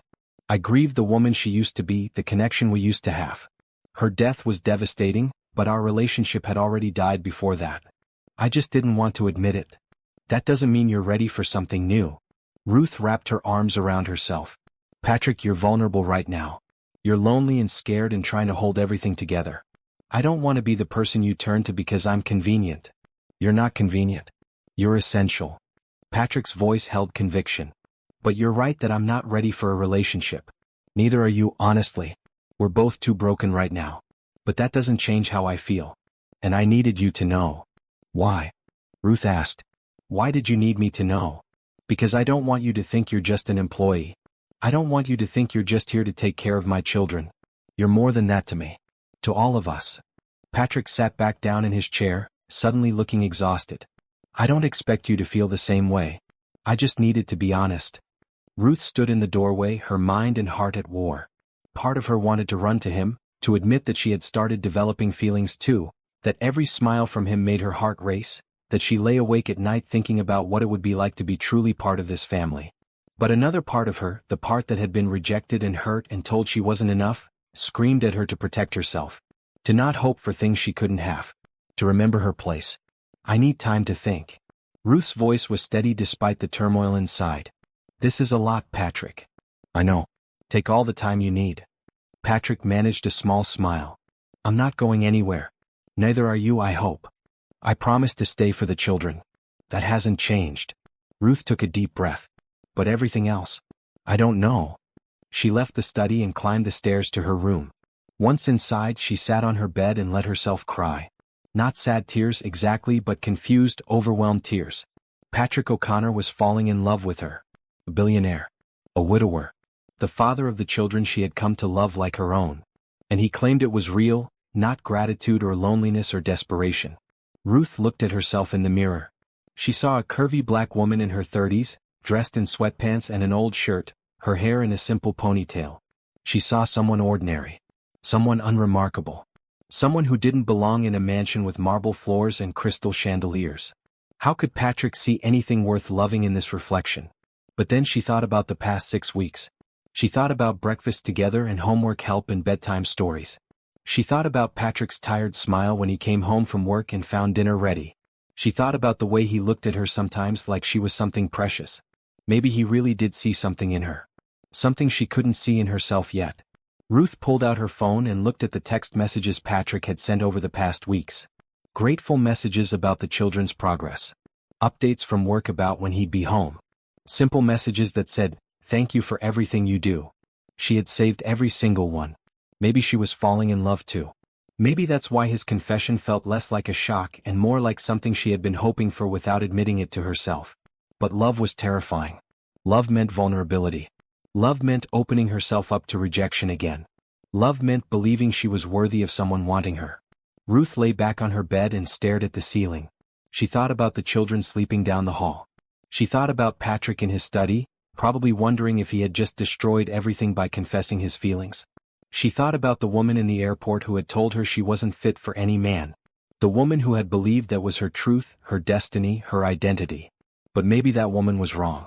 Maybe Ruth Johnson was exactly fit for one particular man. Maybe all her life experiences, all her pain and struggle and resilience, had been preparing her for exactly this moment, this family, this possibility of love. She didn't have answers yet. But for the first time in her life, Ruth let herself hope that maybe, just maybe, she deserved to be loved too. Have you ever been too scared to hope for something you wanted? Ruth spent her whole life believing she wasn't worthy of love. Now someone is offering it to her and she's terrified. If this story is touching your heart, please subscribe and comment below. Tell us about a time you took a chance on love or hope. Your encouragement means everything. Christmas morning arrived with fresh snow covering Oak Hills and pristine white. Ruth woke early as usual, but this time she found Patrick already in the kitchen making coffee. Merry Christmas. His smile was tentative, careful. They hadn't talked about his confession in the 3 days since it happened. Merry Christmas. Ruth tied her robe tighter. I was going to start breakfast. I wanted to do something for you for once. Patrick gestured to the table where he had laid out ingredients. Though I have to admit, I'm not sure what to do with all this. Ruth laughed despite her nervousness. Let me help before you burn the house down. They worked together in comfortable silence, making pancakes and bacon and scrambled eggs. Ruth was acutely aware of Patrick's presence beside her, the way his arm brushed hers when he reached for the spatula, the way he smiled when she caught his hand before he added way too much salt to the eggs. The children thundered down the stairs at 7, drawn by the smell of breakfast and the excitement of presents.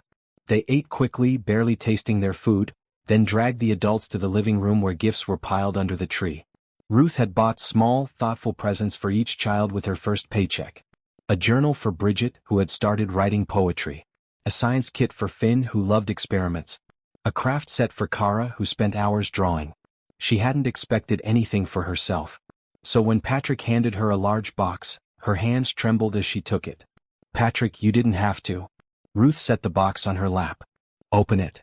Kara bounced excitedly. Inside was a thick winter coat, deep blue and obviously expensive. Underneath were gloves, a scarf, and boots that actually fit properly. At the very bottom was a small envelope. Ruth opened the envelope to find a card with a simple message in Patrick's handwriting. "Thank you for being our family.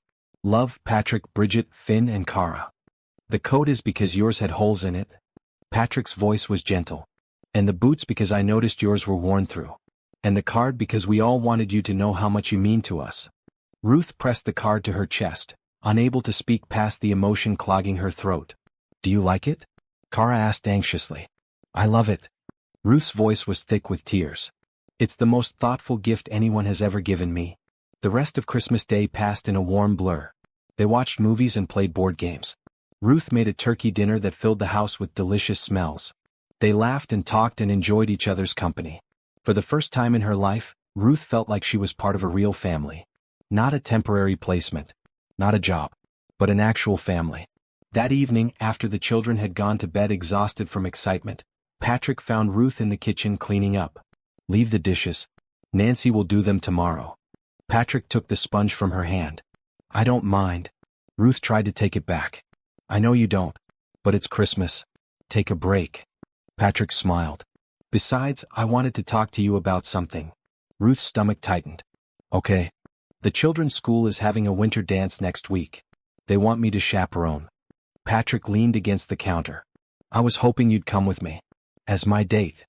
"As your date." Ruth's voice rose. "Patrick, I thought we were taking time." "We are. But this isn't about rushing into a relationship. It's about showing the community that you're important to us. That you're not just hired help." Patrick's voice was earnest. "Plus, the children want you there. They already told their friends you'd be coming." "What did their friends say?" Ruth asked, already knowing the answer. "Some of them are excited. Some of them are confused. Some of them probably heard things from their parents." Patrick grimaced. "But the children don't care. They want their family there together." "Their family." Ruth tested the words. "Is that what we are?" "That's what we've been for weeks now." Patrick took her hand carefully, giving her space to pull away if she wanted. "I know you're scared. I know this is complicated. But can you at least come to the dance? Not as my girlfriend or my anything. Just as Ruth, who the children love and want there." Ruth looked at their joined hands. She thought about Bridget, Finn, and Kara. She thought about their excited faces when they talked about the dance. She thought about disappointing them. "Okay." Ruth squeezed his hand. "I'll go." The next week passed in a flurry of preparation. Ruth had never been to a school dance as an adult. She didn't know what to wear or how to act. Bridget helped her pick out a simple green dress from the back of her closet, something Ruth had bought at a thrift store years ago for a job interview but never wore. The night of the dance, Ruth stood in front of her mirror, hardly recognizing herself. The dress actually fit nicely, emphasizing her curves in a way that felt both flattering and uncomfortable. She had done her hair carefully, letting her natural curls frame her face. She wore the tiniest bit of makeup, just enough to feel put together. "You look beautiful." Bridget stood in the doorway wearing a purple dress with sparkles. "Thank you, baby." Ruth turned from the mirror. "You look beautiful too. Dad's waiting downstairs. He got really dressed up. I think he's nervous." Bridget giggled. "He changed his tie 3 times." They walked downstairs together. Patrick stood in the entrance hall wearing a dark suit, his hair neatly combed. When he saw Ruth, he froze. "Wow." The word escaped before he could stop it. Ruth felt her cheeks warm. "Is it too much?" "It's perfect." Patrick's voice held awe. "You're perfect." Finn and Kara came running down the stairs, both dressed in their best clothes. "Let's go. We're going to be late." The school gymnasium had been transformed with lights and decorations. A DJ played music in one corner while tables of snacks lined the walls. Children ran everywhere, their energy infectious. Ruth noticed the stairs immediately. Other parents watched her and Patrick walk in together, their expressions ranging from curious to hostile. Catherine Walsh stood near the punch bowl, her face going white when she saw them. "Ignore them." Patrick took Ruth's hand. We're here for the children. Bridget, Finn, and Kara immediately ran off to find their friends. Ruth and Patrick stood awkwardly by the entrance, surrounded by whispering parents. Jennifer Matthews approached first, her smile plastic. Patrick, how nice to see you. And Ruth, what a colorful dress. Thank you. Ruth kept her voice neutral. I'm surprised you came. This is really more of a parents' event. Jennifer's tone made it clear that Ruth didn't count as a parent.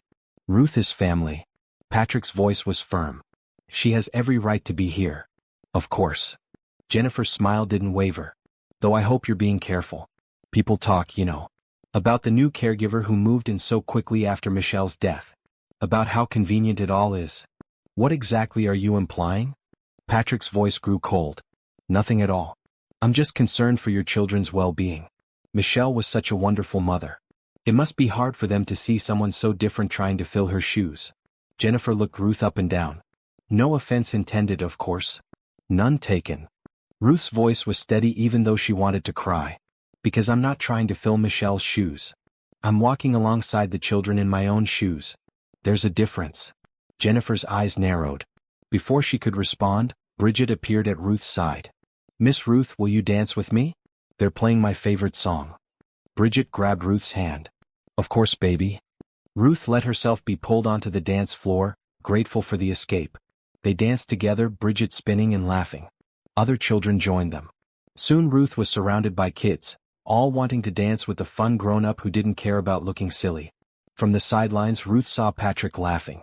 She also saw Catherine Walsh approaching him, her expression stormy. But Ruth focused on the children. On Bridget's joy. On Finn doing ridiculous robot moves that made everyone giggle.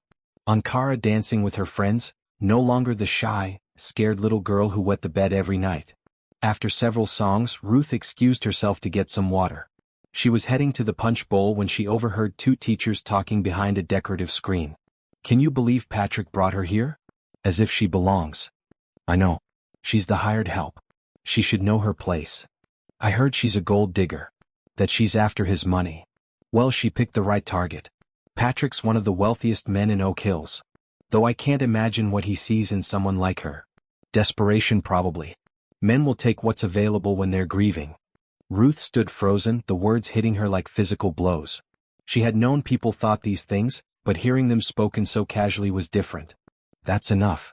A sharp voice cut through the gossip. Ruth looked up to see Miss Peterson, Kara's teacher. You should both be ashamed of yourselves. We were just talking. One of the teachers looked embarrassed. You were being cruel and judgmental about someone who has done nothing but love those children. Miss Peterson's voice was icy. I've taught Kara for 4 months. Before Ruth came, that little girl was falling apart. She cried every day. She couldn't focus. She was having accidents in class because she was so anxious. Now, she's thriving. She's happy. She's confident. That's because of Ruth. We didn't mean anything by it. The second teacher tried to defend herself. You meant exactly what you said. And it's ugly. Miss Peterson noticed Ruth standing there. Ruth, I'm so sorry you heard that. It's okay. Ruth's voice was surprisingly steady. I'm used to it. You shouldn't have to be used to it. Miss Peterson walked over to her. I want you to know that not everyone feels that way. Some of us see what you're doing for that family and we're grateful. Ruth felt tears prick her eyes. Thank you. The two gossiping teachers slunk away, their faces red. Ruth got her water and returned to Patrick's side. Everything okay? He looked at her with concern. Fine. Ruth didn't want to ruin the evening by telling him what she'd heard. But Catherine Walsh had other plans. She approached them with purpose, her face tight with anger. Patrick, I need to speak with you. Privately. Catherine's voice was sharp. Anything you have to say can be said in front of Ruth. Patrick crossed his arms. Fine. I'll speak plainly then. Catherine turned to Ruth. You need to leave this family alone. You've inserted yourself into their lives, manipulated Patrick while he's vulnerable, and you're destroying Michelle's legacy. Catherine, that's enough. Patrick's voice was dangerous. No, it's not enough. Someone has to protect these children since you clearly won't. Catherine's voice rose. This woman is using you. Can't you see that? She's after your money, your status, your everything. And you're too blind with grief to realize it. I'm not blind. Patrick stepped between Ruth and Catherine. I'm finally seeing clearly for the first time in months. Ruth saved this family. She showed up when no one else would. She loves my children without asking for anything in return. She's been investigated by DCFS and passed with flying colors. She's been judged and criticized by this entire town and she hasn't run away. What more does she need to do to prove she's genuine? She needs to leave. Catherine's voice broke. She needs to let my grandchildren heal without some stranger trying to replace their mother. I'm not trying to replace anyone. Ruth finally spoke, her voice calm but firm.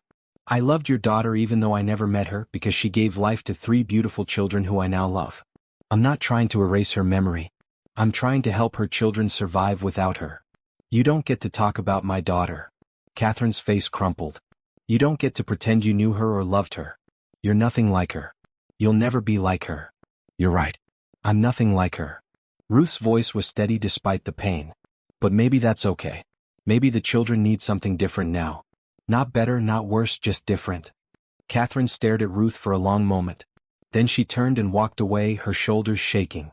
The gymnasium had gone quiet. Everyone had heard the confrontation. Ruth felt dozens of eyes on her, judging, assessing, condemning. Then Miss Peterson started clapping. Slowly at first, then faster. Other teachers joined in. Some parents too. Not everyone but enough. The DJ, sensing the need for a distraction, started playing an upbeat song. Children flooded back onto the dance floor. The tension broke. That was the bravest thing I've ever seen. Patrick's voice was full of admiration. The way you spoke to Catherine. You didn't attack her, but you also didn't back down. She's hurting. Ruth watched Catherine leave the gymnasium. She lost her daughter. She's terrified of losing her grandchildren too. I understand that even if her methods are wrong. How can you be so compassionate to someone who's been so cruel to you? Patrick asked. Because hurt people.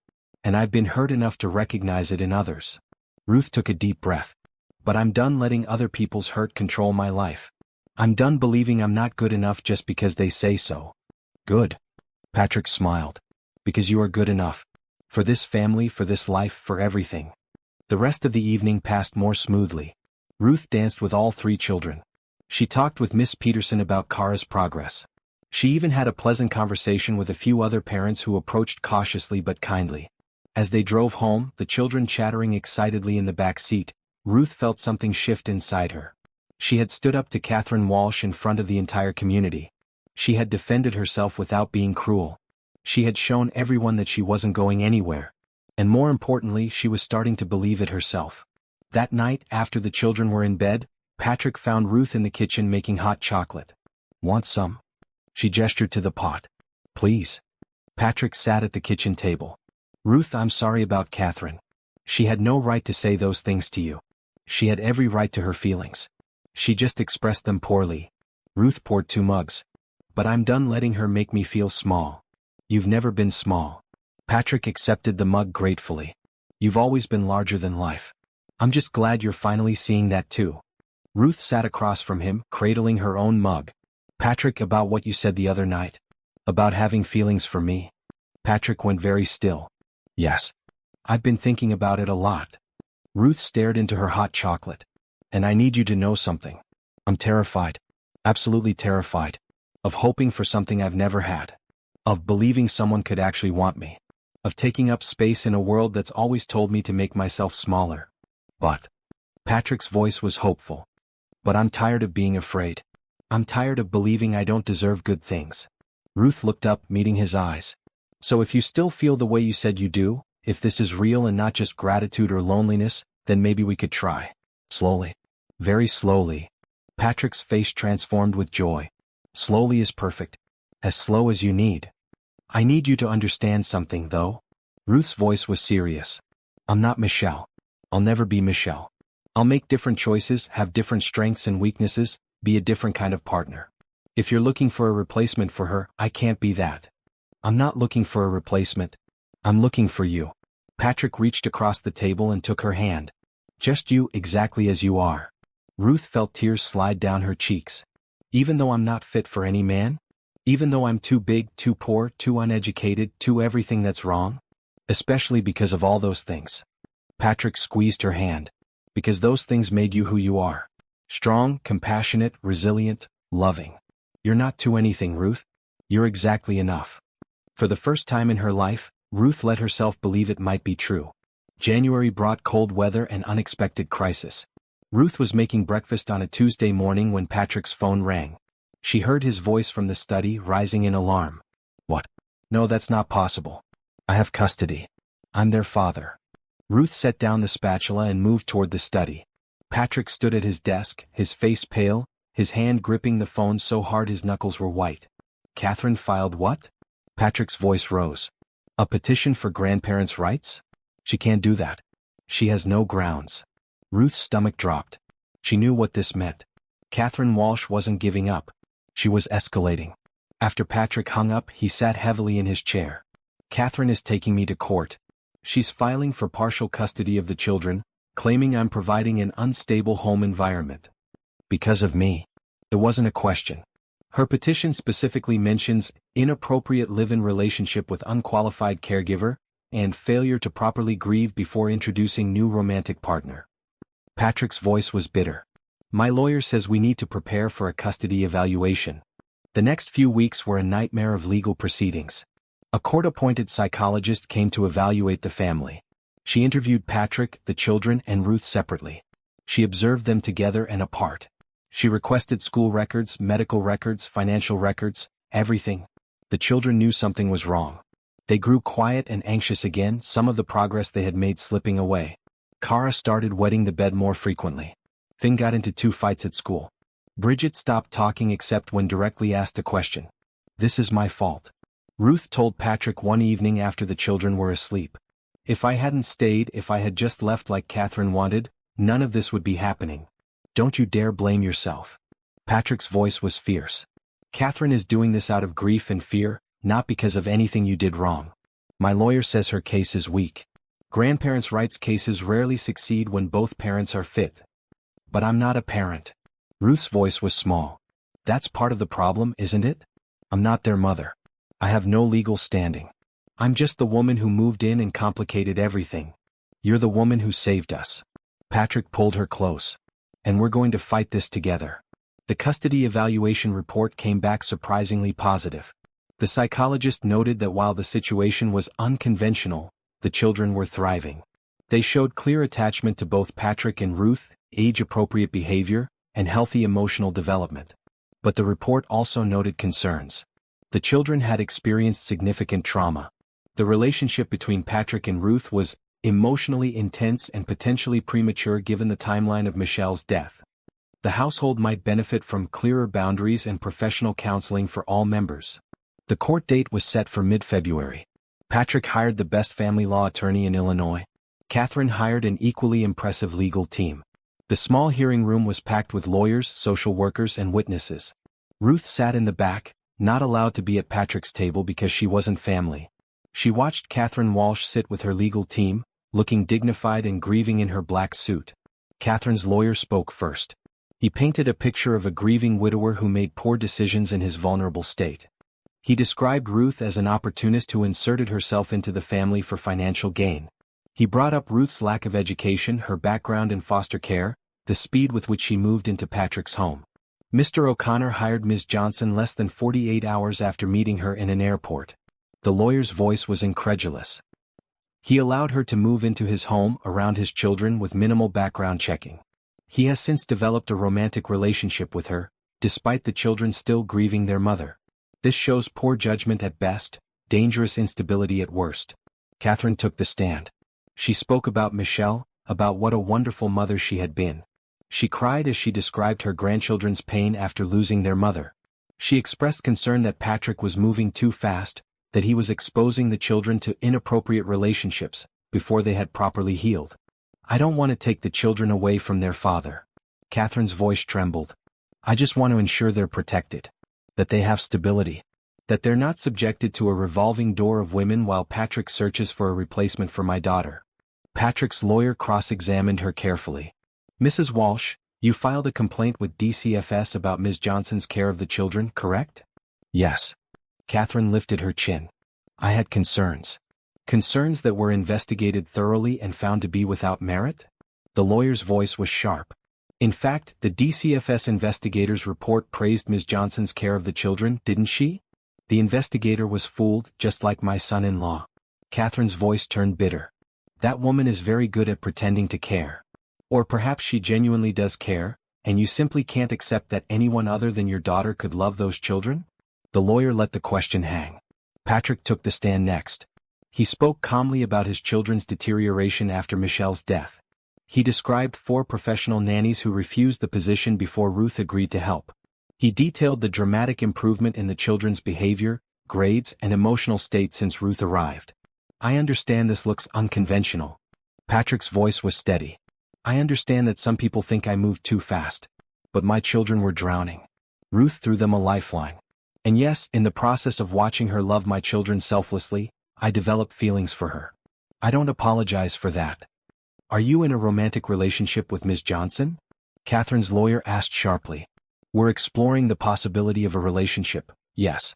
Slowly and carefully, with the children's well-being as our primary concern. Patrick met the lawyer's eyes. But even if I weren't romantically interested in Ruth, I would still want her in my children's lives. She's been more consistent and loving than anyone else except me. The children were brought in separately. The judge spoke to each one gently, asking about their feelings, their home life, their relationship with Ruth and their grandmother. Bridget was articulate and clear. Miss Ruth loves us. Grandma Catherine used to love us too, but now she's just angry all the time. I want Miss Ruth to stay. Finn was more emotional. Grandma Catherine filed that mean complaint that made the DCFS lady come to our house. That scared us. Miss Ruth never did anything to scare us. She just takes care of us. Cara was heartbreaking in her simplicity. I love Miss Ruth. She makes me feel safe. Please don't take her away. After the children left, the judge called Beverly Thompson, the DCFS investigator. She testified about her thorough investigation, her surprise at finding a household that functioned so well, her opinion that Ruth was an unconventional but highly effective caregiver. Then, unexpectedly, Miss Peterson from the school requested to testify. She described the dramatic change in Cara's behavior, from an anxious, tearful child to a confident, happy student. In my 15 years of teaching, I've never seen such a complete turnaround. Miss Peterson's voice was firm. Whatever Ms. Johnson is doing, it's working. These children are thriving under her care. Finally, the psychologist who had done the custody evaluation testified. She noted the genuine attachment between Ruth and the children, the healthy family dynamic, the children's clear preference to maintain the current situation. While the timeline may seem rushed to outside observers, the children's emotional development suggests they feel secure and loved. The psychologist looked directly at the judge. Disrupting this stability now could undo months of healing. Catherine's lawyer tried to argue that stability could be maintained with his client having partial custody, allowing the children to spend significant time away from Ruth's influence.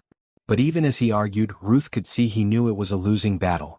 The judge listened to everything, asked probing questions, and finally called for a recess to consider her decision. Ruth sat in the hallway with Patrick, both of them too nervous to speak. The children waited with a social worker in another room.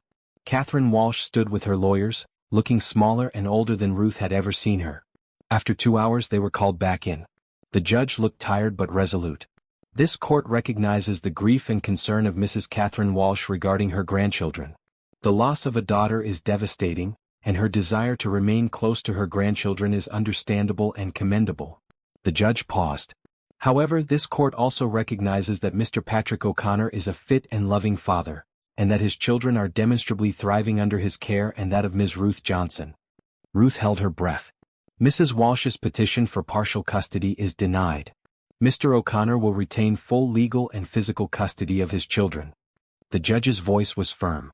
However, Mrs. Walsh will be granted generous visitation rights, to be exercised at times mutually agreed upon by both parties, with the understanding that said visitation will occur in a manner that does not disparage Ms. Johnson or create conflict for the children. Catherine made a choked sound. Her lawyer put a hand on her shoulder. Furthermore, this court recommends family therapy for all parties, including Ms. Johnson and Mrs. Walsh, to help process grief and adjust to the family's new structure. The judge looked at Patrick.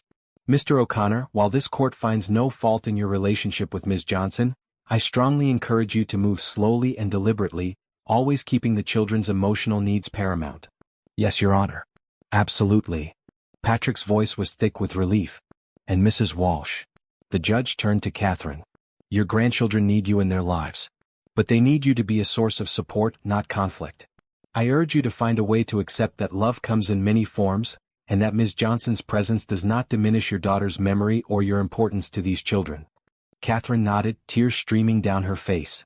This hearing is adjourned. The judge struck her gavel. Patrick grabbed Ruth in a tight hug. We won. God, we won. Ruth couldn't speak. She just held on to him, feeling the tension of weeks drain from her body. They had won. The children were safe. She could stay. Catherine approached slowly, her lawyers having already departed. She looked at Patrick and Ruth with red-rimmed eyes. I'm sorry. Catherine's voice broke. I'm so sorry. I was just so afraid of losing them like I lost Michelle. You're not losing them. Patrick's voice was gentle despite everything. They love you, Catherine. They need their grandmother. But they need Ruth too. Can you accept that? Catherine looked at Ruth for a long moment. I don't understand you. I don't understand why you stayed when everyone told you to leave. I don't understand why you love children who aren't yours. But they do love you. And I can't deny that anymore. I love them because they needed to be loved. Ruth's voice was simple and honest. That's all. There's no hidden agenda or master plan. I just saw 3 babies who were hurting and I wanted to help. Michelle would have liked you, I think. Catherine's admission was quiet. She always said I was too quick to judge people. That I needed to look deeper. I would have liked her too. Ruth meant it. She raised 3 incredible children. That says everything about the kind of person she was. Catherine nodded, unable to speak. She squeezed Patrick's hand briefly, then left. Patrick and Ruth collected the children from the social worker. All 3 children immediately asked what happened. We're staying together. Patrick knelt down so he was eye level with them. All of us. Ruth is staying, Grandma Catherine can still visit, and we're going to be okay. The children rushed into Ruth's arms.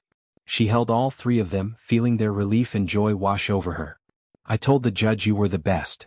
Kara's voice was muffled against Ruth's shoulder. I told her you make the best pancakes and you always check for monsters under my bed and you never get mad when I have accidents. I told her you help me with math without making me feel stupid. Finn added. I told her you're the only person who really listens when I talk. Bridget's voice was quiet but fierce. Ruth couldn't hold back tears. I love you 3 so much. You know that, right? We love you too. Bridget spoke for all of them. And we're never letting you go. That evening, after the children were in bed exhausted from the emotional day, Patrick opened a bottle of wine.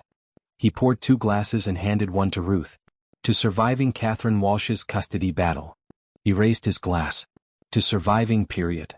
Ruth clinked her glass against his. They sat in the living room, the room Ruth had once been afraid to enter because it seemed too formal and expensive. Now it felt like home. Ruth, there's something I want to ask you. Patrick set down his wine glass. Actually, it's more like a proposal. But not the kind you're thinking of. Ruth's heart rate picked up. Okay.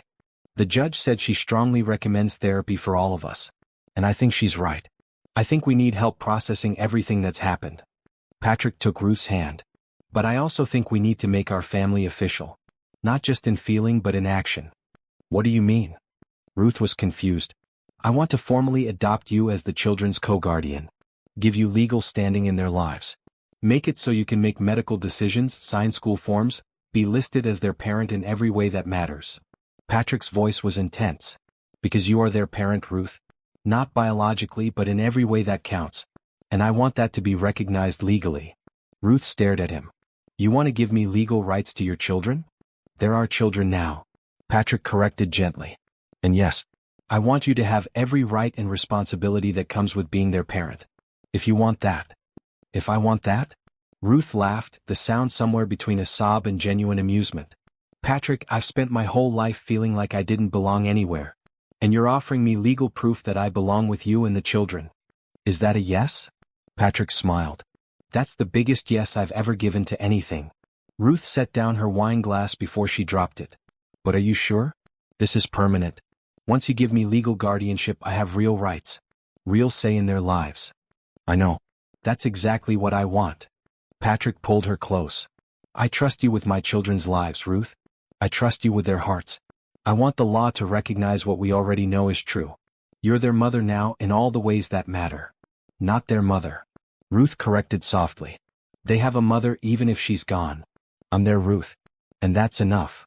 More than enough. Patrick kissed her forehead.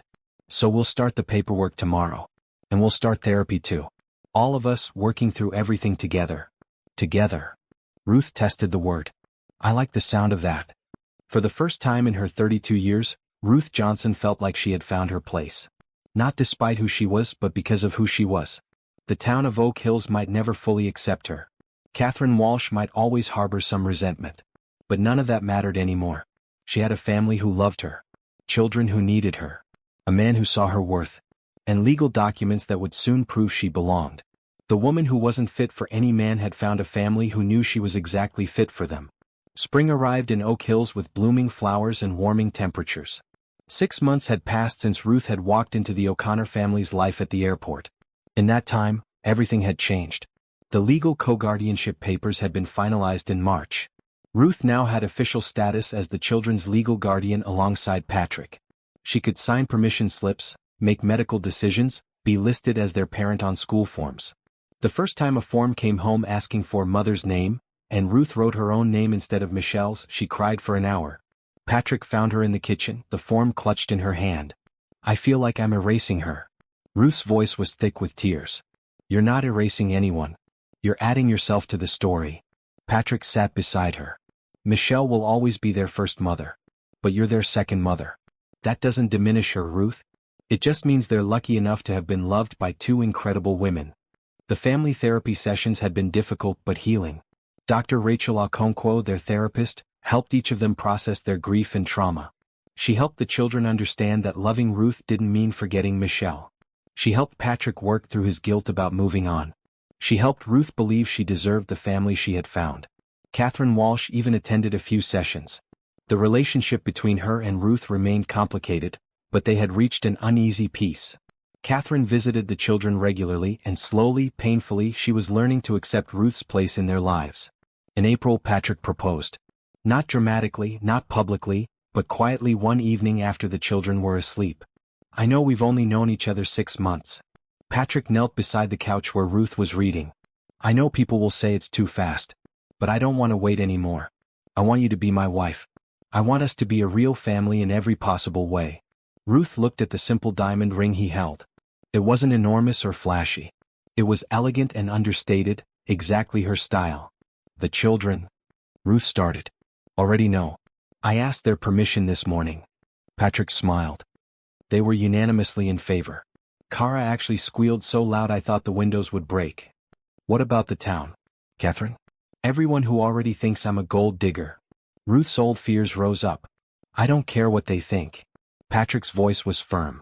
I care what I know. I know you love me and my children. I know you make us all better. I know I want to spend the rest of my life with you. Say yes, Ruth. Please say yes. Ruth thought about the woman she had been 6 months ago. Tired, broken, convinced she wasn't worthy of love. She thought about the woman she was becoming. Stronger, braver, learning to believe in her own worth. Yes. The word came out as a whisper. Yes, I'll marry you. Patrick slipped the ring on her finger and kissed her. It was their first real kiss, sweet and gentle and full of promise. The children were thrilled when told the news the next morning. Bridget immediately started planning wedding details. Finn asked if he could be the best man. Cara wanted to know if she could wear a princess dress. We're going to do something small. Patrick told them. Just family and close friends. Nothing fancy. Can we have it at the airport? Cara's question was innocent but profound. That's where you and Miss Ruth met. That's where our family started. Patrick and Ruth looked at each other. That's actually perfect, Ruth said. They spent the next month planning. Patrick's business partner, Thomas Reed, seemed supportive at first. He congratulated Patrick, helped with logistics, offered to host the rehearsal dinner. Thomas was a polished man in his 50s, always impeccably dressed, always saying the right thing. He had been Patrick's partner for 10 years, helping build O'Connor Development into a multi-million-dollar company. But something about him made Ruth uncomfortable. The way he looked at her when Patrick wasn't watching. The way his congratulations felt hollow. The tight smile he wore when discussing the wedding. I don't trust Thomas. Ruth told Patrick one evening. Thomas? Why not? He's been my partner for a decade. Patrick looked surprised. I don't know. Just a feeling. Ruth couldn't explain the unease that crept over her whenever Thomas was around. He's a little stiff, I'll admit. But he's loyal. Patrick squeezed her hand. You're just nervous about the wedding. It's normal. Ruth wanted to believe him. But the feeling persisted. The engagement party was held at the O'Connor house in May. It was a small gathering, just close friends and family. Catherine Walsh came wearing a tight smile and a blue dress. Miss Peterson came genuinely happy for them. Beverly Thompson from DCFS came, proud of how the family had thrived. Thomas Reed arrived with his wife, Amanda, a thin woman who looked uncomfortable in her own skin. They brought an expensive bottle of champagne and elaborate congratulations. To Patrick and Ruth. Thomas raised his glass during the toast. May you have many happy years together. Everyone drank. But Ruth noticed Thomas's smile didn't reach his eyes. Later in the evening, Ruth overheard Thomas talking to another business associate in the study. It's a shame, really. Patrick's throwing away his reputation for some woman he barely knows. The board isn't happy. Will it affect business? The other man asked. Potentially. Patrick's judgment has been questionable since Michelle died. First the nanny situation, now this rushed wedding. I've been fielding concerns from investors for months. Thomas's voice was carefully neutral. We may need to make some changes if this continues. Ruth backed away quietly, her heart pounding. Changes? What kind of changes? She told Patrick what she'd heard that night. Thomas is just being cautious. He worries about the company's image. Patrick dismissed her concern. He'll come around once he sees how happy we are. But Ruth couldn't shake the feeling that Thomas was planning something. The wedding was scheduled for June 15th, exactly 6 months and 1 week after Ruth had met Patrick at the airport. They would exchange vows in a small chapel near O'Hare, then have a reception in one of the airport's event spaces. It was unconventional, but it felt right. Starting their marriage in the place where their story began. 3 days before the wedding, Thomas requested an emergency meeting with Patrick at the office. Patrick came home that evening looking shaken. Thomas presented the board with evidence that you married me for money. Patrick's voice was hollow. He has bank records showing you researched my net worth. He has testimony from people claiming you told them you planned to land a rich husband. He has photos of you looking up divorce lawyers online. That's not true. Ruth's voice shook. I never researched your net worth. I never told anyone I wanted to marry rich. And I've never looked up divorce lawyers. I know it's not true. But Thomas has convinced half the board it is. Patrick sat heavily on the couch. They're threatening to vote me out as CEO if I marry you. They say I'm compromised, my judgment is impaired, I'm making decisions based on emotion instead of logic. Then don't marry me. The words tore out of Ruth. Don't lose your company because of me. Are you insane? I'm not calling off the wedding. Patrick grabbed her hands. That company means nothing compared to you and the children. But you built that company. You can't just walk away. Ruth felt tears streaming down her face. Watch me. Patrick's voice was steel. I'll build another company if I have to. But I'm not giving you up. Not for Thomas Reed, not for the board, not for anyone. The next day, Finn came home from school with news. Matthew Henderson told me his dad works with Mr. Reed. He said Mr. Reed told them you're a con artist, Miss Ruth. He said you're going to steal all our money and leave. Ruth felt sick. Matthew's dad is on the company board? I punched Matthew. Finn's voice was matter-of-fact. The principal called Dad. I'm suspended again. Finn, you can't keep punching people who say bad things about Ruth. Patrick sighed. Why not? You said we're supposed to defend our family. Finn's logic was unassailable. That evening Bridget pulled Ruth aside. I found something on the computer. She handed Ruth a printout. Mr. Reed searched for divorce lawyers. Not you. And he used Dad's computer to do it so it would look like you did it. Ruth stared at the printout. It showed the search history from Patrick's office computer, with timestamps that matched when Thomas had been alone in the office. How did you find this? Ruth asked. I'm good with computers. Dad doesn't know, but I can access his work stuff from home. Bridget looked proud. I wanted to prove Mr. Reed was lying. Ruth hugged Bridget tight. You're amazing. But don't hack into your dad's work computer anymore, okay? But I proved he's lying. Bridget protested. You did. And I'm so proud of you. But let the adults handle it from here. Ruth took the printout to Patrick immediately. Patrick stared at the evidence, his face going red with rage. Thomas set me up. He wanted it to look like you were planning our divorce before we even got married. But why? Ruth asked. Why would he sabotage you like this? Because if I step down or get voted out, Thomas becomes CEO. He gets control of the company I built. Patrick's hands shook with anger. He's been planning this for months, waiting for the right opportunity. Our relationship gave him the perfect weapon. The next day, Patrick called an emergency board meeting. He presented Bridget's evidence, along with further investigation that revealed Thomas had also fabricated the testimony from people claiming Ruth had gold digger aspirations. The people didn't even exist. Thomas was voted out of the company immediately.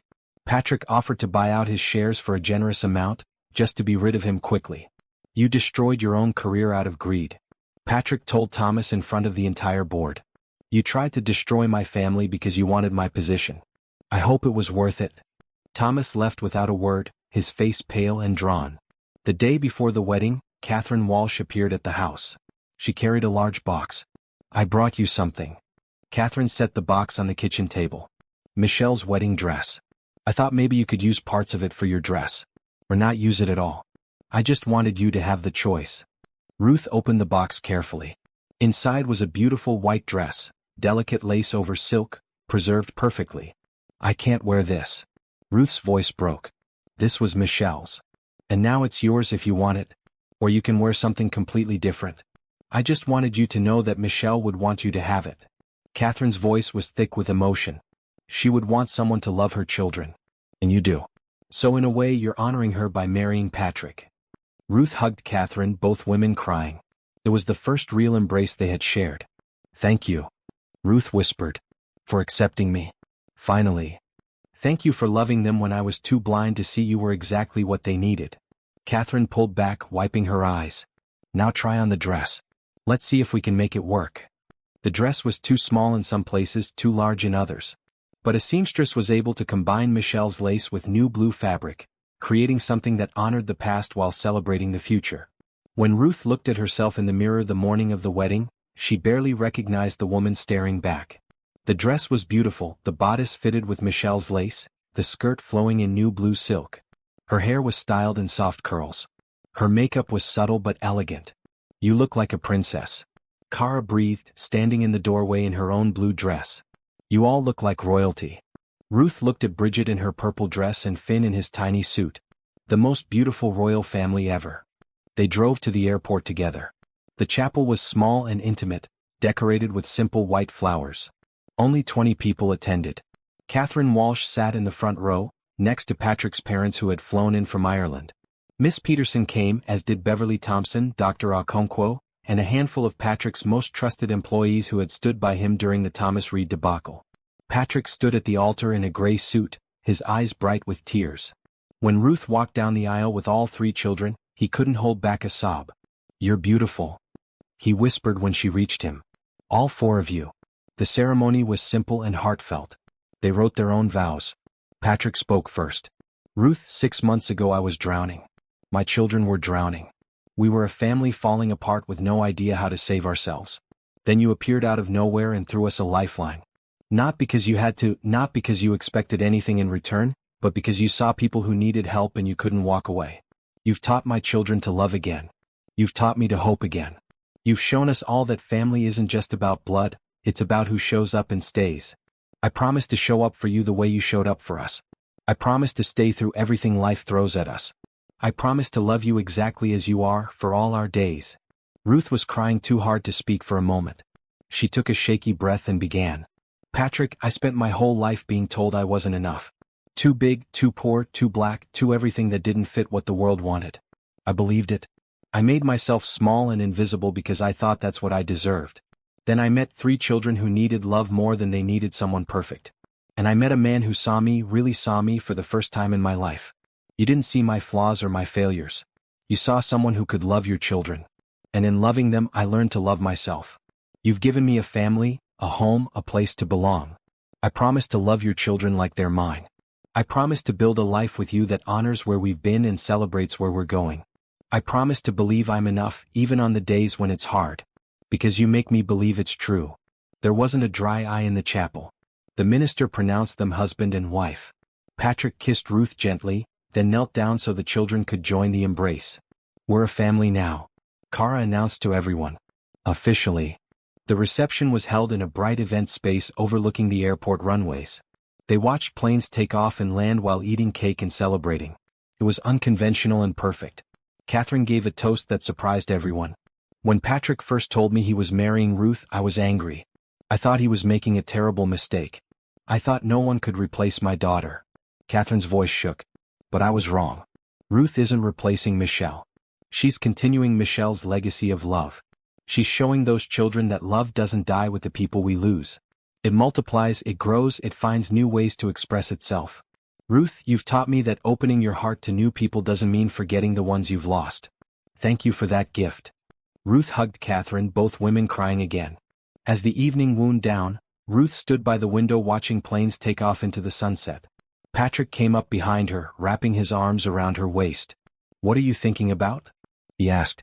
About 6 months ago, standing in this airport watching you with your children. Watching that nanny walk away. Deciding to take the biggest risk of my life. Ruth leaned back against him. I was terrified. Are you still terrified? Patrick kissed her temple. Sometimes. But it's different now. Ruth turned to face him. Now I'm terrified of how happy I am. Of how much I have to lose if something goes wrong. Nothing's going to go wrong. Patrick cupped her face gently. We've been through custody battles and health crises and sabotage attempts. We've survived Catherine's wrath and Thomas's betrayal and the entire town's judgment. We can survive anything. Promise? Ruth searched his eyes. I promise. Patrick kissed her softly. We're in this together now. For better or worse, richer or poorer, in sickness and health. You know those vows were already covered in the ceremony, right? Ruth smiled against his lips. I know, but I wanted to say them again. Just to make sure you know I mean them. Patrick pulled her closer. I love you, Ruth Johnson O'Connor. I love you too.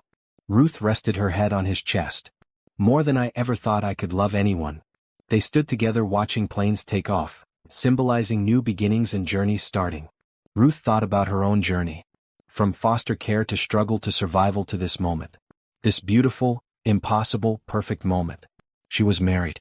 She had children who loved her. She had a man who believed in her. She had a mother-in-law who had finally accepted her. She had a community that was slowly learning to see past their prejudices. She was Ruth Johnson O'Connor. And she was enough. More than enough. She was exactly right. 9 months after the wedding, Ruth stood in the bathroom at 5 in the morning, staring at a pregnancy test. 2 pink lines. Positive. She sat on the edge of the bathtub, her hands shaking. She and Patrick had talked about more children, but neither of them expected it to happen so quickly. Patrick knocked on the door. Ruth? Are you okay? You've been in there for 20 minutes. Ruth opened the door, holding out the test wordlessly. Patrick stared at it for a full minute before his face split into the biggest smile Ruth had ever seen. We're having a baby? We're having a baby. Ruth felt tears stream down her face. Patrick, I'm going to be a mother. An actual, biological mother. You're already a mother. Patrick pulled her into his arms. But yes, now you're going to be a biological mother too. God, Ruth. A baby. They told the children at breakfast. Ruth was so nervous she burned the pancakes. We have something to tell you 3. Patrick gathered them at the kitchen table. Ruth is pregnant. You're going to have a baby brother or sister. The reactions were mixed. Cara squealed with delight. A baby? I've always wanted a baby sister. Finn looked worried. Will you still love us if you have your own baby? Ruth's heart broke. She knelt down in front of Finn. You are my own baby. All 3 of you. This new baby isn't replacing you or more important than you. This baby is just adding to our family. You 3 will always be my first children, the ones who taught me how to be a mother. Okay. Promise. Finn's voice was small. I promise. Ruth hugged him tight. Bridget was quiet, processing. Finally she spoke. Mom would have liked this. She always said she wanted more kids. Tell me about that. Ruth sat beside Bridget. What did your mom say about wanting more children? She said she wished we had a little brother or sister. She said our family felt incomplete. Bridget's voice was wistful. But she couldn't have more kids after Cara. Something about medical stuff I didn't understand. Then maybe this baby is meant to be. Ruth took Bridget's hand. Maybe this is the little brother or sister your mom always wanted for you, just arriving in a different way than expected. Bridget smiled slightly. I like that idea. The pregnancy was difficult. Ruth's diabetes made it high risk. She had to monitor her blood sugar constantly, attend frequent doctor appointments, modify her diet even more strictly. She was exhausted all the time. But she also felt a joy she had never experienced before. Every flutter of movement, every heartbeat on the ultrasound, every milestone filled her with wonder. At 20 weeks, they learned she was having twins. A boy and a girl. Twins run in my family. Patrick looked stunned at the ultrasound screen. My grandmother was a twin. But I never expected this. Ruth laughed and cried at the same time. We're going to have 5 children, Patrick. 5. We can handle 5. Patrick squeezed her hand. We've handled everything else. The community of Oak Hills had gradually warmed to Ruth over the past year.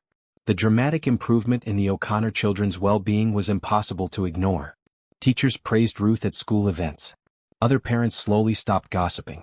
Even Jennifer Matthews managed a stiff but genuine congratulations when she heard about the pregnancy. Catherine Walsh was overjoyed. More grandchildren. Oh, Michelle would be so happy. Ruth suggested they name the girl Michelle, after Patrick's late wife. Patrick cried when she offered. Are you sure? He asked. I don't want you to feel pressured. I'm sure. She was their mother first. This honors her memory. Ruth's hand rested on her growing belly. Besides, I like the idea of a little Michelle running around carrying on her legacy. They named the boy Ryan after Ruth's favorite foster parent, the woman who had taught her to cook. The remaining months of pregnancy passed in a blur of preparation. They converted 2 guest rooms into nurseries. The older children helped pick out decorations. Bridget insisted on purple walls for Michelle's room. Finn chose blue for Ryan's. Ruth's health became more complicated as the pregnancy progressed. She developed preeclampsia in her 8th month and was put on bed rest. Patrick took time off work. The children helped with everything, bringing Ruth meals and keeping her company. I feel useless. Ruth told Dr. Martinez during a home visit. I'm supposed to be taking care of everyone, and instead everyone is taking care of me. Taking care of each other is what families do. Dr. Martinez checked her blood pressure, frowning at the reading. Ruth, we need to talk about delivery. With the preeclampsia and your diabetes, I'm recommending a C-section at 36 weeks. Waiting longer is too risky. 36 weeks? Ruth felt panic rise. That's only 2 weeks away. I know. But the babies are measuring well. They should be fine. Dr. Martinez sat beside her bed. I won't lie, this is going to be complicated. But you're strong. You've survived much harder things than this. The night before the scheduled C-section, Ruth couldn't sleep. She wandered downstairs at 2 in the morning and found Patrick in the kitchen. Couldn't sleep either? He asked, pouring her a glass of water. Too nervous. Ruth sat at the kitchen table. What if something goes wrong? What if I can't handle twins on top of 3 other children? What if I'm not enough? Ruth. Patrick sat beside her, taking her hands. Look at me. You are more than enough. You've been more than enough since the day I met you in that airport. Tomorrow you're going to bring 2 more beautiful babies into this world. And yes, it's going to be hard. But we're going to do it together. All of us. I never thought I'd have this. Ruth's voice broke. A husband who loves me. Children who need me. A home that's really mine. Babies growing inside me. I spent so many years believing I didn't deserve any of this. You deserve all of it and more. Patrick kissed her forehead. You deserve every good thing that comes your way. And I'm going to spend the rest of my life making sure you never forget that. The C-section the next morning went smoothly. Michelle Ruth O'Connor arrived first, screaming lustily, weighing 5 pounds 2 ounces. Ryan James O'Connor followed 3 minutes later, quieter but healthy, weighing 5 pounds even. Ruth held both babies in the recovery room, tears streaming down her face. They're perfect. Look at them, Patrick. They're perfect. They're beautiful. Just like their mother. Patrick took dozens of photos, his own eyes wet with tears. Bridget, Finn, and Cara came to visit that afternoon. They crowded around the hospital bed, staring at their new siblings with wonder. They're so tiny. Cara whispered. Can I hold one? Ruth carefully handed baby Michelle to Cara, supporting the infant's head. Very gently. Just like that. Cara looked at the baby with such love that Ruth felt her heart might burst. Hi, Michelle. I'm your big sister. I'm going to teach you everything I know. Finn held Ryan with surprising gentleness for an 8-year-old boy. He looks like Dad. See his nose? He does. Patrick smiled. And Michelle looks like Ruth. Bridget didn't say much, just stood close, looking at both babies with an expression Ruth couldn't quite read. Later, after Patrick took the younger children to get snacks, Bridget approached Ruth quietly. Can I tell you something? Bridget's voice was hesitant. Always, baby. Ruth shifted carefully in the hospital bed. I'm glad you had babies. I'm glad they're going to know you're their mom from the very beginning. Bridget's eyes filled with tears. Because you're my mom too now. And I wanted you to have babies who never had to wonder if you would stay. Ruth started crying again. Come here. Bridget carefully climbed onto the bed, avoiding Ruth's incision. Ruth held her tight. You're one of the best things that ever happened to me. Ruth whispered into Bridget's hair. All three of you are.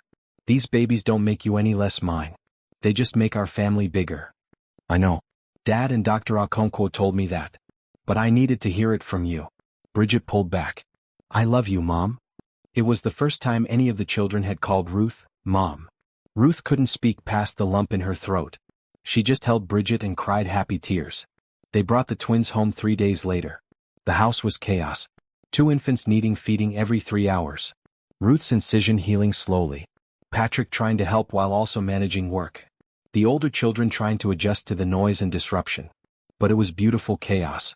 Catherine Walsh came by every day helping with laundry and cooking and baby care. She and Ruth had formed an unlikely friendship, bonded by their shared love for the children.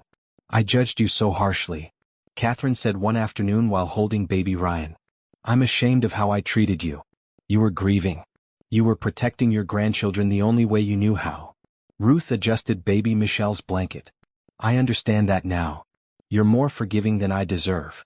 Catherine smiled slightly. But I'm grateful for it.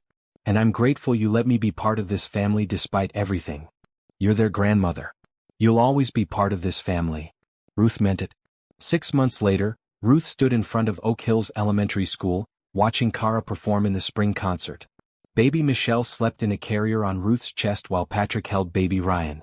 Bridget and Finn sat beside them, fidgeting excitedly. Cara sang her solo beautifully, her voice clear and confident. When she finished, she waved at Ruth specifically, her smile bright enough to light the room. After the concert, Miss Peterson approached. Ruth, I wanted to tell you something. Cara's reading scores came back. She tested at the top of her class. Actually, all 3 of your older children are exceeding expectations academically and socially. Thank you for telling me.